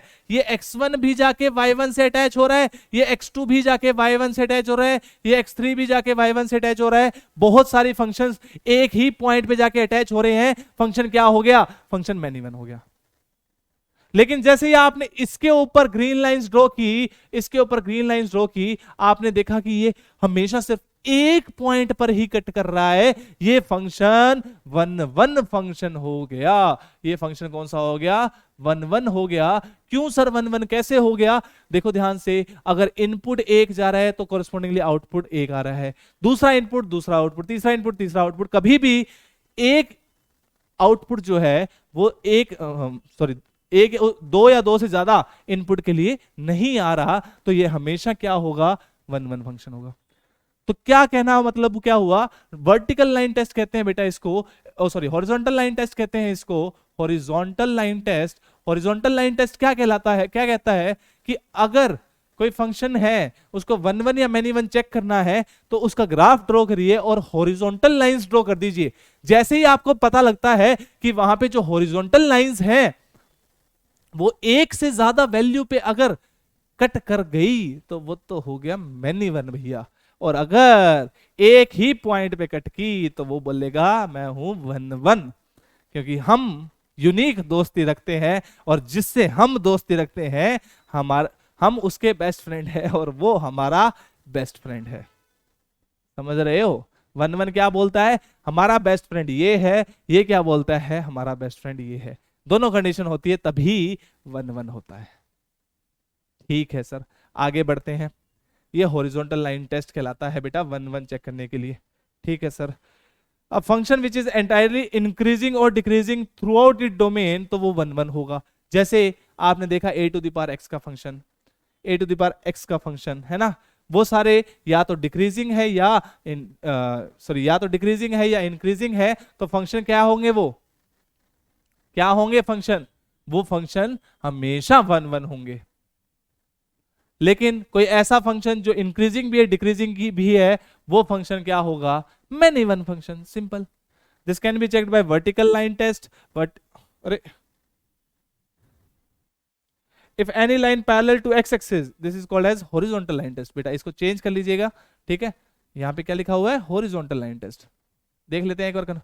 at most at a point then the function is one one, it is also called as horizontal line test। Vertical line test किसके लिए होता है? सर वर्टिकल लाइन टेस्ट तो आपने हमें बता दिया, ये क्या होता है बेटा? ये हॉरिजॉन्टल लाइन टेस्ट होता है सर। हॉरिजॉन्टली अगर कोई 2 पॉइंट पे कट कर गया तो वो फंक्शन क्या कहलाएगा? पैरेलल टू एक्स एक्सिस लिखा हुआ है। और पागल हो गए हो क्या भैया? अरे पागल हो गए हो क्या? Parallel to x axis vertical बोल रहे हैं। देखिए बुड़बक बच्चे है ना। ठीक है, कभी कभार डीटीपी एरर कर देते हैं, कोई दिक्कत नहीं है। हॉरिजॉन्टल लाइंस होती हैं पैरेलल टू एक्स एक्सिस। जैसे ही पैरेलल टू एक्स एक्सिस एक पॉइंट पे भी कट कर रहा है तो ठीक है, एक से ज्यादा पॉइंट पे कट कर रहे हैं तो वो फंक्शन मैनी वन फंक्शन होगा। आगे बढ़ जाओ सर। अभी तक many one and one one के ज्यादा क्वेश्चन नहीं पूछे गए हैं, एक दो छोटे क्वेश्चन पूछे गए हैं। ऑन टू क्या? अच्छा मैनी वन को देखो ध्यान से, एक चीज रह गई। वन वन को क्या बोला जाता है? वन को बोला जाता है इंजेक्टिव मैपिंग। मैपिंग फंक्शन को बोलने का एक तरीका है। इंजेक्टिव मैपिंग कहलाते हैं क्या? One one function. One one को इंजेक्टिव मैपिंग भी बोल देते हैं। ठीक है सर। आगे बढ़ते हैं ऑन टू फंक्शन। ये बहुत ही सरल होते हैं। अगर रेंज जो हो वो कोडोमेन के बराबर आ जाए, कोडोमेन के बराबर आ जाए, तब फंक्शन क्या कहलाता है? ऑन टू फंक्शन कहलाता है, ऑन टू फंक्शन कहलाता है। और ऑन टू फंक्शन को सरजेक्टिव फंक्शन भी बोलते हैं। सब्जेक्टिव मत समझ लेना, ये सरजेक्टिव फंक्शन होते हैं। ठीक है ना? कैसे होते हैं? सरजेक्टिव फंक्शन होते हैं। बच्चे जल्दी जल्दी में याद कर लेते हैं सब्जेक्टिव फंक्शन। अरे सब्जेक्टिव नहीं, सरजेक्टिव फंक्शन होते हैं अगर वो कौन से फंक्शन हो? रेंज कोडोमेन के बराबर हो। एक इसमें छोटा सा कैच होता है, वो धीरे से चुपके से लिख देंगे आपको a to b, a to b. तो धीरे से चुपके से जैसे लिखेंगे, जो बी होगा वही आपका क्या कहलाता है? कोडोमेन। ये आपको पता होना चाहिए। अगर एक फंक्शन ऑन टू नहीं होता है तो उसको कहते हैं इनटू फंक्शन। अगर आप ड्रॉ करने की कोशिश करो,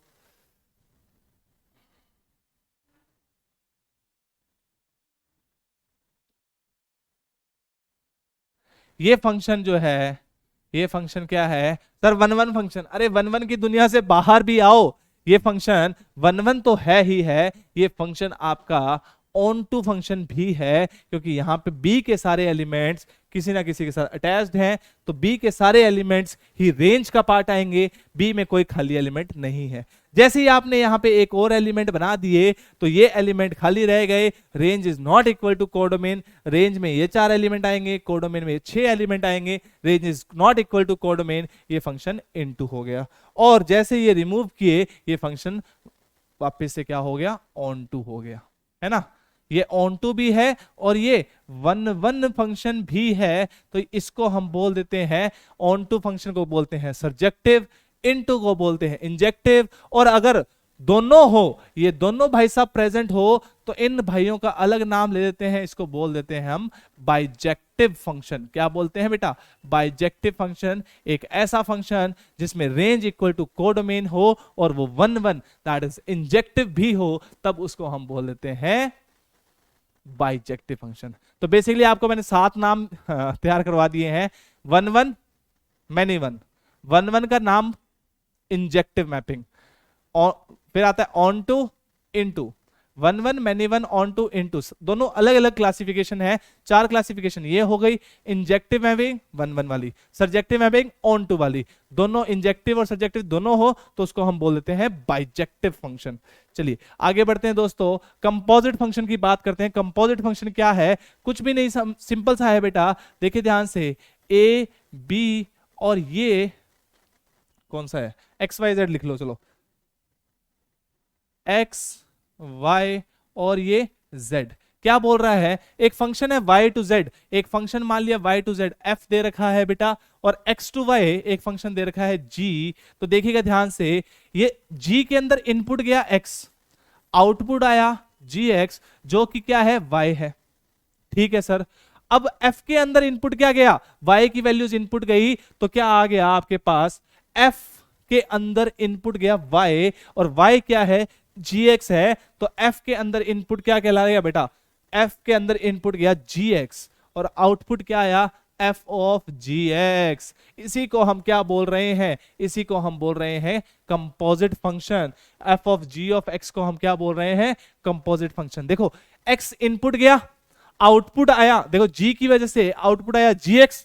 अब gx इनपुट गया तो आउटपुट क्या आएगा? f of gx, f of gx, जो कि आपका फंक्शन कहां से कहां हो गया? x से बेसिकली z हो गया। क्योंकि अब अगर आप ऐसा लिखते हो f of g of x, तो इसका मतलब क्या हुआ कि इसके अंदर x इनपुट गया, आउटपुट आया gx, gx इसके अंदर इनपुट गया तो आउटपुट आया f ऑफ gx।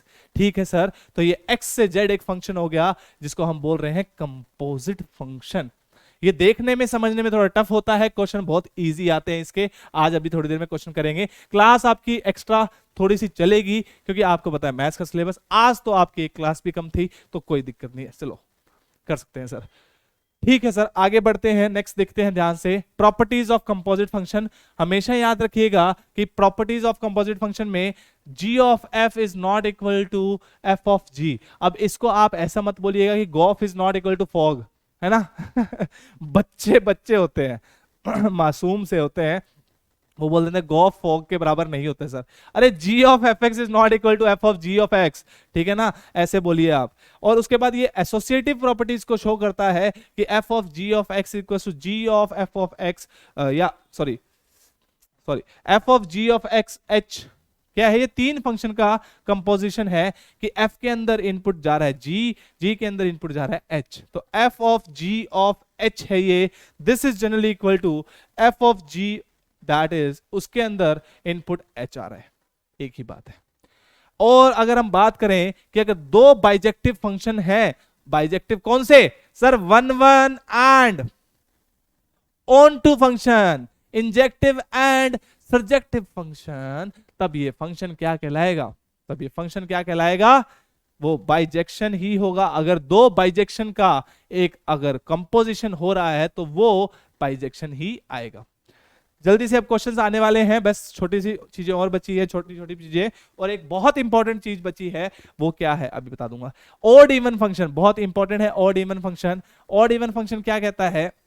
ये रेंज में भी, रेंज निकालने के लिए भी हेल्प करते हैं, लेकिन आपके लिए ये एक्स्ट्रा है। सच बताऊं तो आपके लिए एक्स्ट्रा है। अगर आप पढ़ना छोड़ना चाहते हो तो छोड़ सकते हो, बट हार्डली 1 सेकंड 2 सेकंड का काम है, देख लीजिए, मतलब 10-15 सेकंड का। इवन फंक्शन क्या कहता है कि अगर एक फंक्शन है एफ एक्स या जी एक्स, मान लीजिए जी एक्स फंक्शन है, उसके अंदर अगर नेगेटिव इनपुट भी डाल लूं, माइनस जी एक्स भी डाल लूं, तब भी वो क्या आएगा? तब भी वो बराबर आ जाए, तो फंक्शन क्या होगा? इवन फंक्शन होगा। फंक्शन क्या होगा? इवन। कि इनपुट x डालें चाहे माइनस एक्स डालें, अगर दोनों चीजें बराबर आ रही है, फंक्शन क्या है? इवन है। और अगर एक किसी, मतलब कि अगर थ्रू आउट डोमेन की बात करें, अगर ऐसा हो रहा है तो फंक्शन 1 1 हो गया या मैनी वन? सर ये मैनी वन फंक्शन हो जाएगा। कैसे मैनी वन हो जाएगा? जैसे x² + 3 मान लो, तो x के अंदर 1 वैल्यू पुट करोगे तो भी 4 आएगा, -1 पुट करोगे तो भी 4 आएगा। फंक्शन तो क्या कहलाना है? मैनी वन होना ही होना है। ठीक है सर। cos ऑफ x देख लीजिए, मैनी वन फंक्शन है ना। अगर हम बात करें ओड फंक्शन की, ओड फंक्शन क्या है? f of -x equals to minus time f of x। अगर किसी फंक्शन में x की जगह -x पुट करें और पूरे फंक्शन के बाहर नेगेटिव साइन आ जाए, तो वो चीजें क्या होंगी? इवन, सॉरी ओड फंक्शन होगी। तो इसका मतलब क्या हुआ? ये बेसिक छोटे छोटे टर्म्स हैं जिनको हम यूज करते हैं ड्यूरिंग रेंज के दौरान, 1 1 ऑन टू के दौरान, इंक्रीजिंग डिक्रीजिंग के दौरान, बहुत जगह यूज करते हैं। तो ये चीजें आपको पता होनी चाहिए। ठीक है सर। क्या फंक्शन हमेशा इवन या ओड ही होगा? नहीं, ऐसा नहीं है। Function neither even nor odd भी हो सकता है, कोई बड़ी बात नहीं है, कोई बड़ी बात नहीं है। जैसे आप कोई भी एग्जांपल ले लो, जैसे आप मान लो f x is equal to x² - 5x + 7 लिख दिया, तो अगर आप f ऑफ -x निकालोगे तो क्या आएगा बेटा? x² + 5x + 7 आएगा। इसमें ना तो पॉजिटिव आ रहा है ना नेगेटिव आ रहा है, दोनों चीजें कुछ गड़बड़ी कर रही है, दोनों बराबर कभी नहीं हो रही है ना। तो ये neither even nor odd function हो गया, नाइदर इवन नॉर ऑड। अब ये नैनो नहीं है, ये नाइदर इवन नॉर ऑड है, ठीक है ना। हाँ sir, neither even nor odd. F of x is not equal to f of -x, f of x is not equal to minus time f of x, कोई दिक्कत ही नहीं है sir. तो ये नाइदर इवन नॉर ऑड भी हो गया। ठीक है सर। अब देखिए ध्यान से, पीरियोडिक फंक्शन। पीरियोडिक फंक्शन क्या कहता है बेटा? देखिए लास्ट एक, इसके बाद एक छोटी सी चीज और पढ़ के फिर हम क्वेश्चन सॉल्व करेंगे। पीरियोडिक फंक्शन क्या कहता है बेटा? पीरियोडिक फंक्शन कहता है कि अगर एक कोई फंक्शन है y इक्वल टू जैसे g ऑफ x है, और ये कोई स्पेसिफिक पीरियड के बाद अपनी वैल्यू रिपीट करता है। जैसे मेरी आज क्लास है, और अगर मेरी रोज क्लास हो, मान लो 7 बजे ही रोज ही हो, तो एक स्पेसिफिक पीरियड के टाइम बाद मैं अपनी क्लास ले रहा हूं, तो मेरी पीरियोडिसिटी मेंटेन हो रही है, यही तो मतलब है ना। हाँ सर। तो यही फंक्शन के साथ होता है कि अगर एक इनपुट है, उसमें कुछ थोड़ा इनपुट और बाद वो वैल्यूज को रिपीट कर रहा है और हमेशा ही रिपीट कर रहा है थ्रू आउट इट डोमेन, तो उसको हम पीरियोडिक फंक्शन बोल देते हैं कि ये जो फंक्शन है भैया, ये अपनी वैल्यू रिपीट करता है। जैसे साइन एक्स है, जैसे साइन एक्स है, देखो ध्यान से, ये जो सांप बन रहा है ना। अरे सर साइन एक्स है, हाँ ये देखो, ये यहां से लेके यहां तक, यहां से लेके यहां तक, सिर्फ पॉजिटिव की बात कर रहा हूं, कोई बात नहीं, नेगेटिव में भी ऐसे ही होता है। ये देखो ध्यान से, ये वैल्यू जो है, यही पिक्चर जो है वो आगे चिपका दी गई। तो साइन एक्स एक क्या है? एक पीरियोडिक फंक्शन है जिसका पीरियड 2 पाई है, जिसका पीरियड 2 पाई है। चलिए, ये जो बहुत इंपॉर्टेंट फंक्शन है, ये फंक्शनल इक्वेशन के चीज है, ये आपको टिप्स पे होनी चाहिए, तभी आपके क्वेश्चन सॉल्व होंगे इसके ऊपर अगर आ गए तो। वैसे जनरली इसमें लोगैरिथम के ऊपर पूछ लेता है।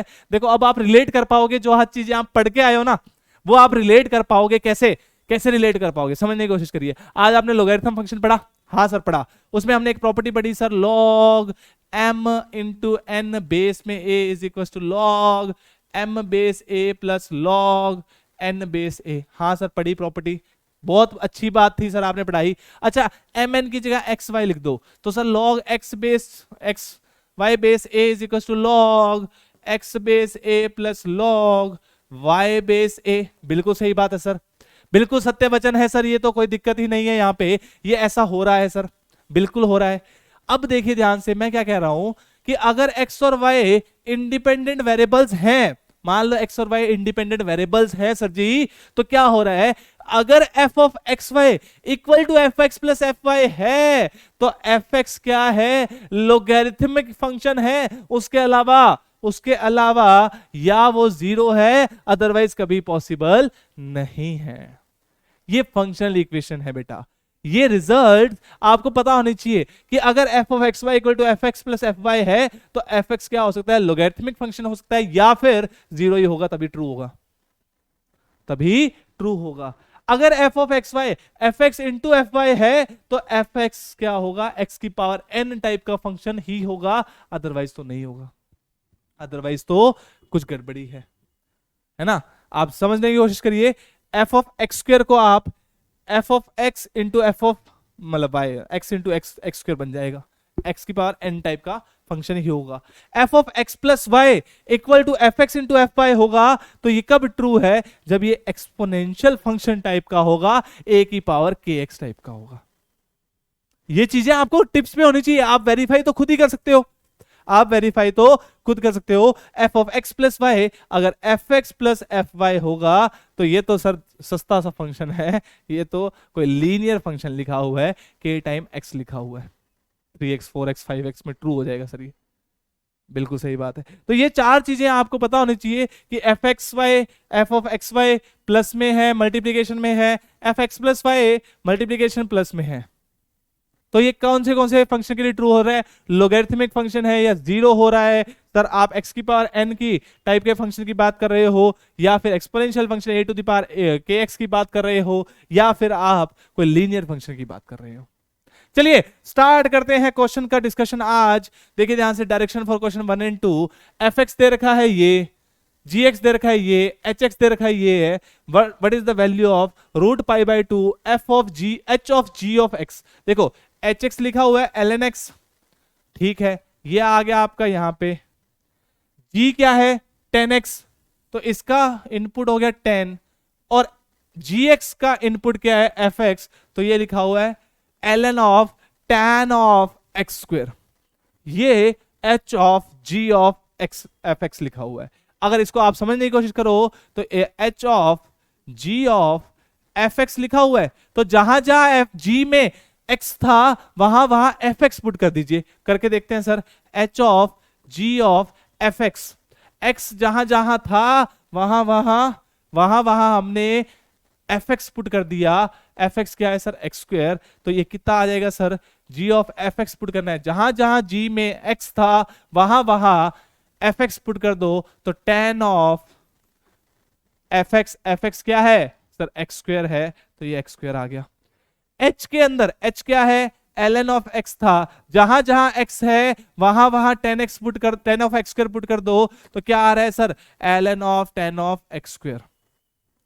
आपको एक स्टेप में ऐसा लिखना है, इतना सोच समझ के नहीं लिखना है, आपको एक स्टेप में लिखना है कि सर h के अंदर जो h है जो फंक्शन x की जगह उसके अंदर क्या आएगा, उसके अंदर g आना चाहिए, g क्या है 10x, और g के अंदर इनपुट क्या आना चाहिए x स्क्वायर आना चाहिए, तो g के अंदर जहां जहां x है, सॉरी g के अंदर जहां जहां x है, f के अंदर जहां जहां x है वहां x स्क्वायर पुट कर दूंगा, और जहां जहां g के अंदर है वहां fx पुट कर दूंगा, जहां जहां अगर h की बात कर रहे हैं x की जगह हम उसको क्या पुट कर देंगे, g ऑफ fx। तो एक स्टेप वाइज चलोगे तो ये ln ऑफ x स्क्वायर आ गया। अब क्या करें सर, इन्होंने क्या पूछा है, for x equal to root pi by 2 root pi by two, x की वैल्यू दे दी root pi by two, ln of 10 of root pi by two that is pi by 4 हो जाएगा। ln ऑफ पाई बाई 4 कितना होता है, ln of 10 pi by 4, ln of 1 हो गया, बेस में e है, क्या आंसर आएगा? ऑब्वियस सी बात है सर, शून्य आंसर आ जाएगा, शून्य आंसर आ जाएगा। एक स्टेप में, एक लाइन में आप आंसर निकाल सकते थे, आंसर 0 होगा, ए ऑप्शन बिल्कुल करेक्ट होगा। अब 1 मत बोल देना आंसर। नेक्स्ट क्वेश्चन देखिए, एफ ऑफ टू क्या दे रखा है सर? आपको एफ एक्स दे रखा है एक्स स्क्वायर। बहुत इजी क्वेश्चन हो गया, ये देखो ध्यान से, एफ ऑफ एक्स। तो इस एफ के लिए इनपुट क्या हो गया? एफ एक्स हो गया सर। तो इसमें आप क्या लिखोगे? एक्स का, सॉरी ऐसे लिखो, ऐसे देखो, इस एफ के लिए ऐसा है ना, ये एफ ऑफ एफ एक्स। तो जो ये वाला f है, इसके अंदर जहां जहां x था वहां वहां एफ एक्स लिख दो। इसके अंदर x था सर, एफ एक्स क्या था सर? एक्स स्क्वायर था। तो इसके अंदर जहां जहां x था वहां एक्स स्क्वायर लिख दिया, तो ये क्या आ जाएगा? एफ ऑफ एक्स स्क्वायर का स्क्वायर, है ना। और अब इसके अंदर लिख दिया तो ये एफ ऑफ एक्स स्क्वायर के स्क्वायर का स्क्वायर आ जाएगा, दैट इज एफ एक्स की पावर 8 आ गया, एक्स की पावर 8 आ जाएगा, है ना। 8 ही तो आएगा सर, बिल्कुल सही बात है सर, 8 ही आएगा, कोई दिक्कत ही नहीं है, 16 मत कर देना। तो वी कैन से, और हमसे x की जगह क्या बोल दिया? 2 पुट कर दिया, तो 2 की पावर 8 कितना हो गया? 256 हो गया sir. 256 is the right answer. ठीक है सर, नेक्स्ट क्वेश्चन देखिए, एफ एक्स दे रखा है ये, what is the value of x plus 2 plus x minus 2।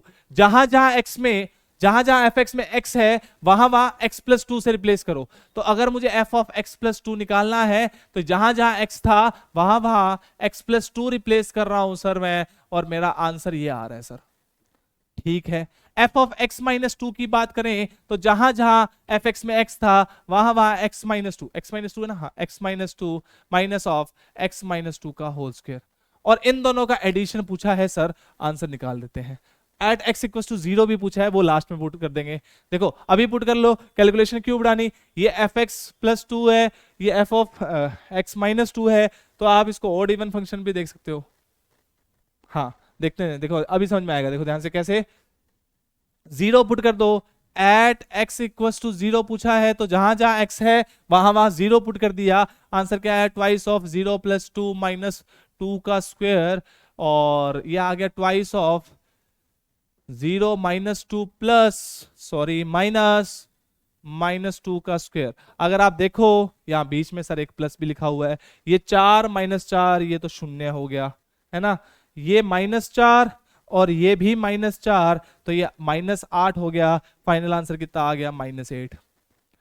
Calculation क्यों करनी, जब पहले x में निकालें sir, x square y square में डील करें और फिर जाके निकाल के सॉल्व करो। अरे नहीं, डायरेक्टली आपसे f at x equal to 0 पूछा है तो 0 पे निकाल दीजिए वैल्यू। ये 0 पे किया तो ये 4 आ गया, ये -4 आ गया, कैंसिल आउट हो गया। ये आपका -4 आया और ये भी -4 आया, तो क्या आ गया? -8 answer, which is option a. चलिए sir, which one of the following is real valued function is never 0। ये पूछा गया सवाल है, लास्ट क्लास में भी करवाया था। अब आज आपको फील आई होगी एक्सपोनेंशियल फंक्शन की। अगला सवाल सर जी, हाँ सर जी बताइए, अगला सवाल करिए। If f x is equal to defined as, if function f is defined as f x equal to x plus 1 by x. क्या है फंक्शन भैया? एक्स प्लस 1 बाई एक्स है, तो क्या कह रहा है? Consider the following, F x का होल स्क्वायर। तो मतलब कि सर एक्स प्लस 1 बाई का होल स्क्वायर लिख रहा है लेफ्ट हैंड साइड तो, और राइट हैंड साइड क्या लिख रहा है? F of x square. F of x square क्या लिखा हुआ है बेटा?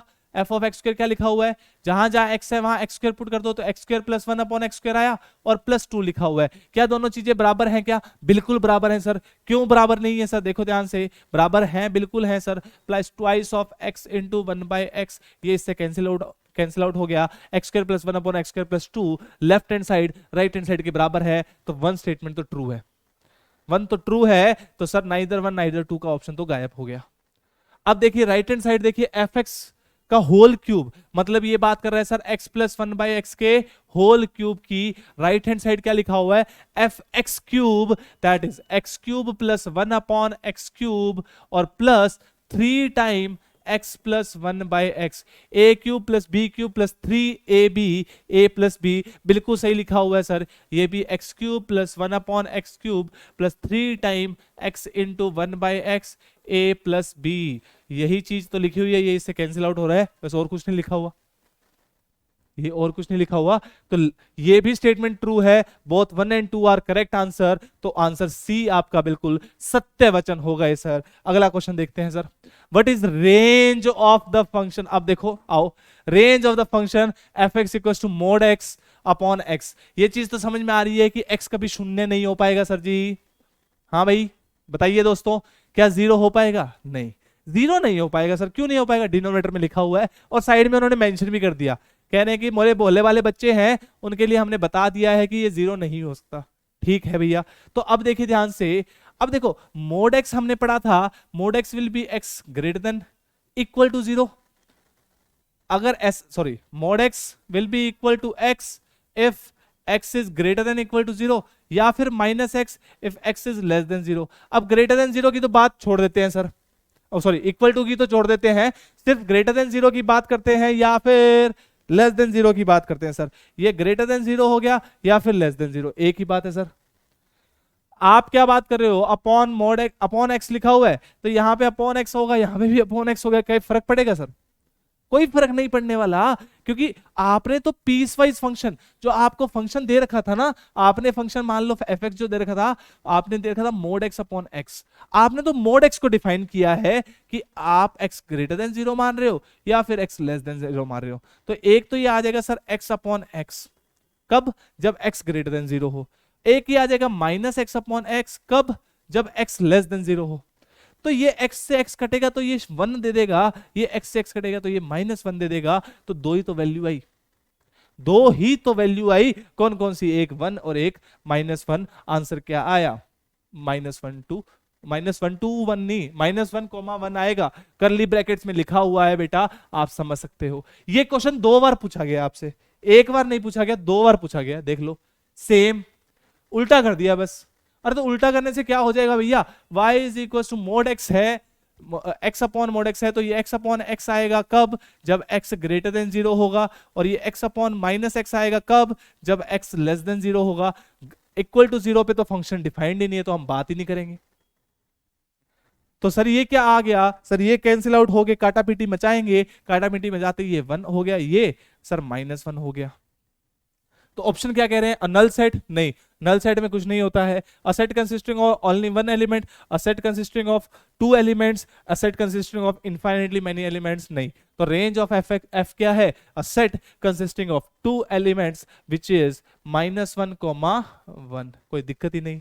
चलो सर आगे, हाँ जी, f x is equal to f of x y is equal to f x plus f y, ये क्वेश्चन पूछा गया था भैया, इतने इससे ज्यादा टफ क्वेश्चन नहीं पूछ रहे फंक्शंस में, आप समझिए मेरी बात, नहीं है फंक्शन में इतनी हिम्मत नहीं है उनकी पूछने की, क्योंकि उन्हें पता है टाइम टेकिंग क्वेश्चंस होते हैं इसके, लेकिन ये चीज आपको पता होनी चाहिए। देखो किस में होता है, पॉलिनोमियल फंक्शन में होती है क्या, नहीं होता सर, एक्सपोनेंशियल में होता है क्या, नहीं होता सर, लोगरिथमिक फंक्शन आ रहा है ना सर, लोगरिथमिक फंक्शन में हमने पढ़ा तो है sir, log of x y base में a मान लो सर, तो log x base a plus log y base a, ये क्या लिखा हुआ है सर, ये लिखा हुआ है f of x y is equal to, ये लिखा हुआ है सर एफ एक्स प्लस ये एफ वाई। आप चीजों को रिलेट करोगे आपको सब समझ में आ जाएगा, आप चीजों को रिलेट करना सीखिए। एफ एक्स वाई मतलब जहां जहां एक्स है वहां एक्स वाई पुट कर दो, एक्स का मतलब एक्स पुट कर दो, वाई मतलब वाई पुट कर दो, तो लोगरिथमिक फंक्शन के लिए बिल्कुल ट्रू है, ट्रिग्नोमेट्रिक फंक्शन के लिए ट्रू नहीं है।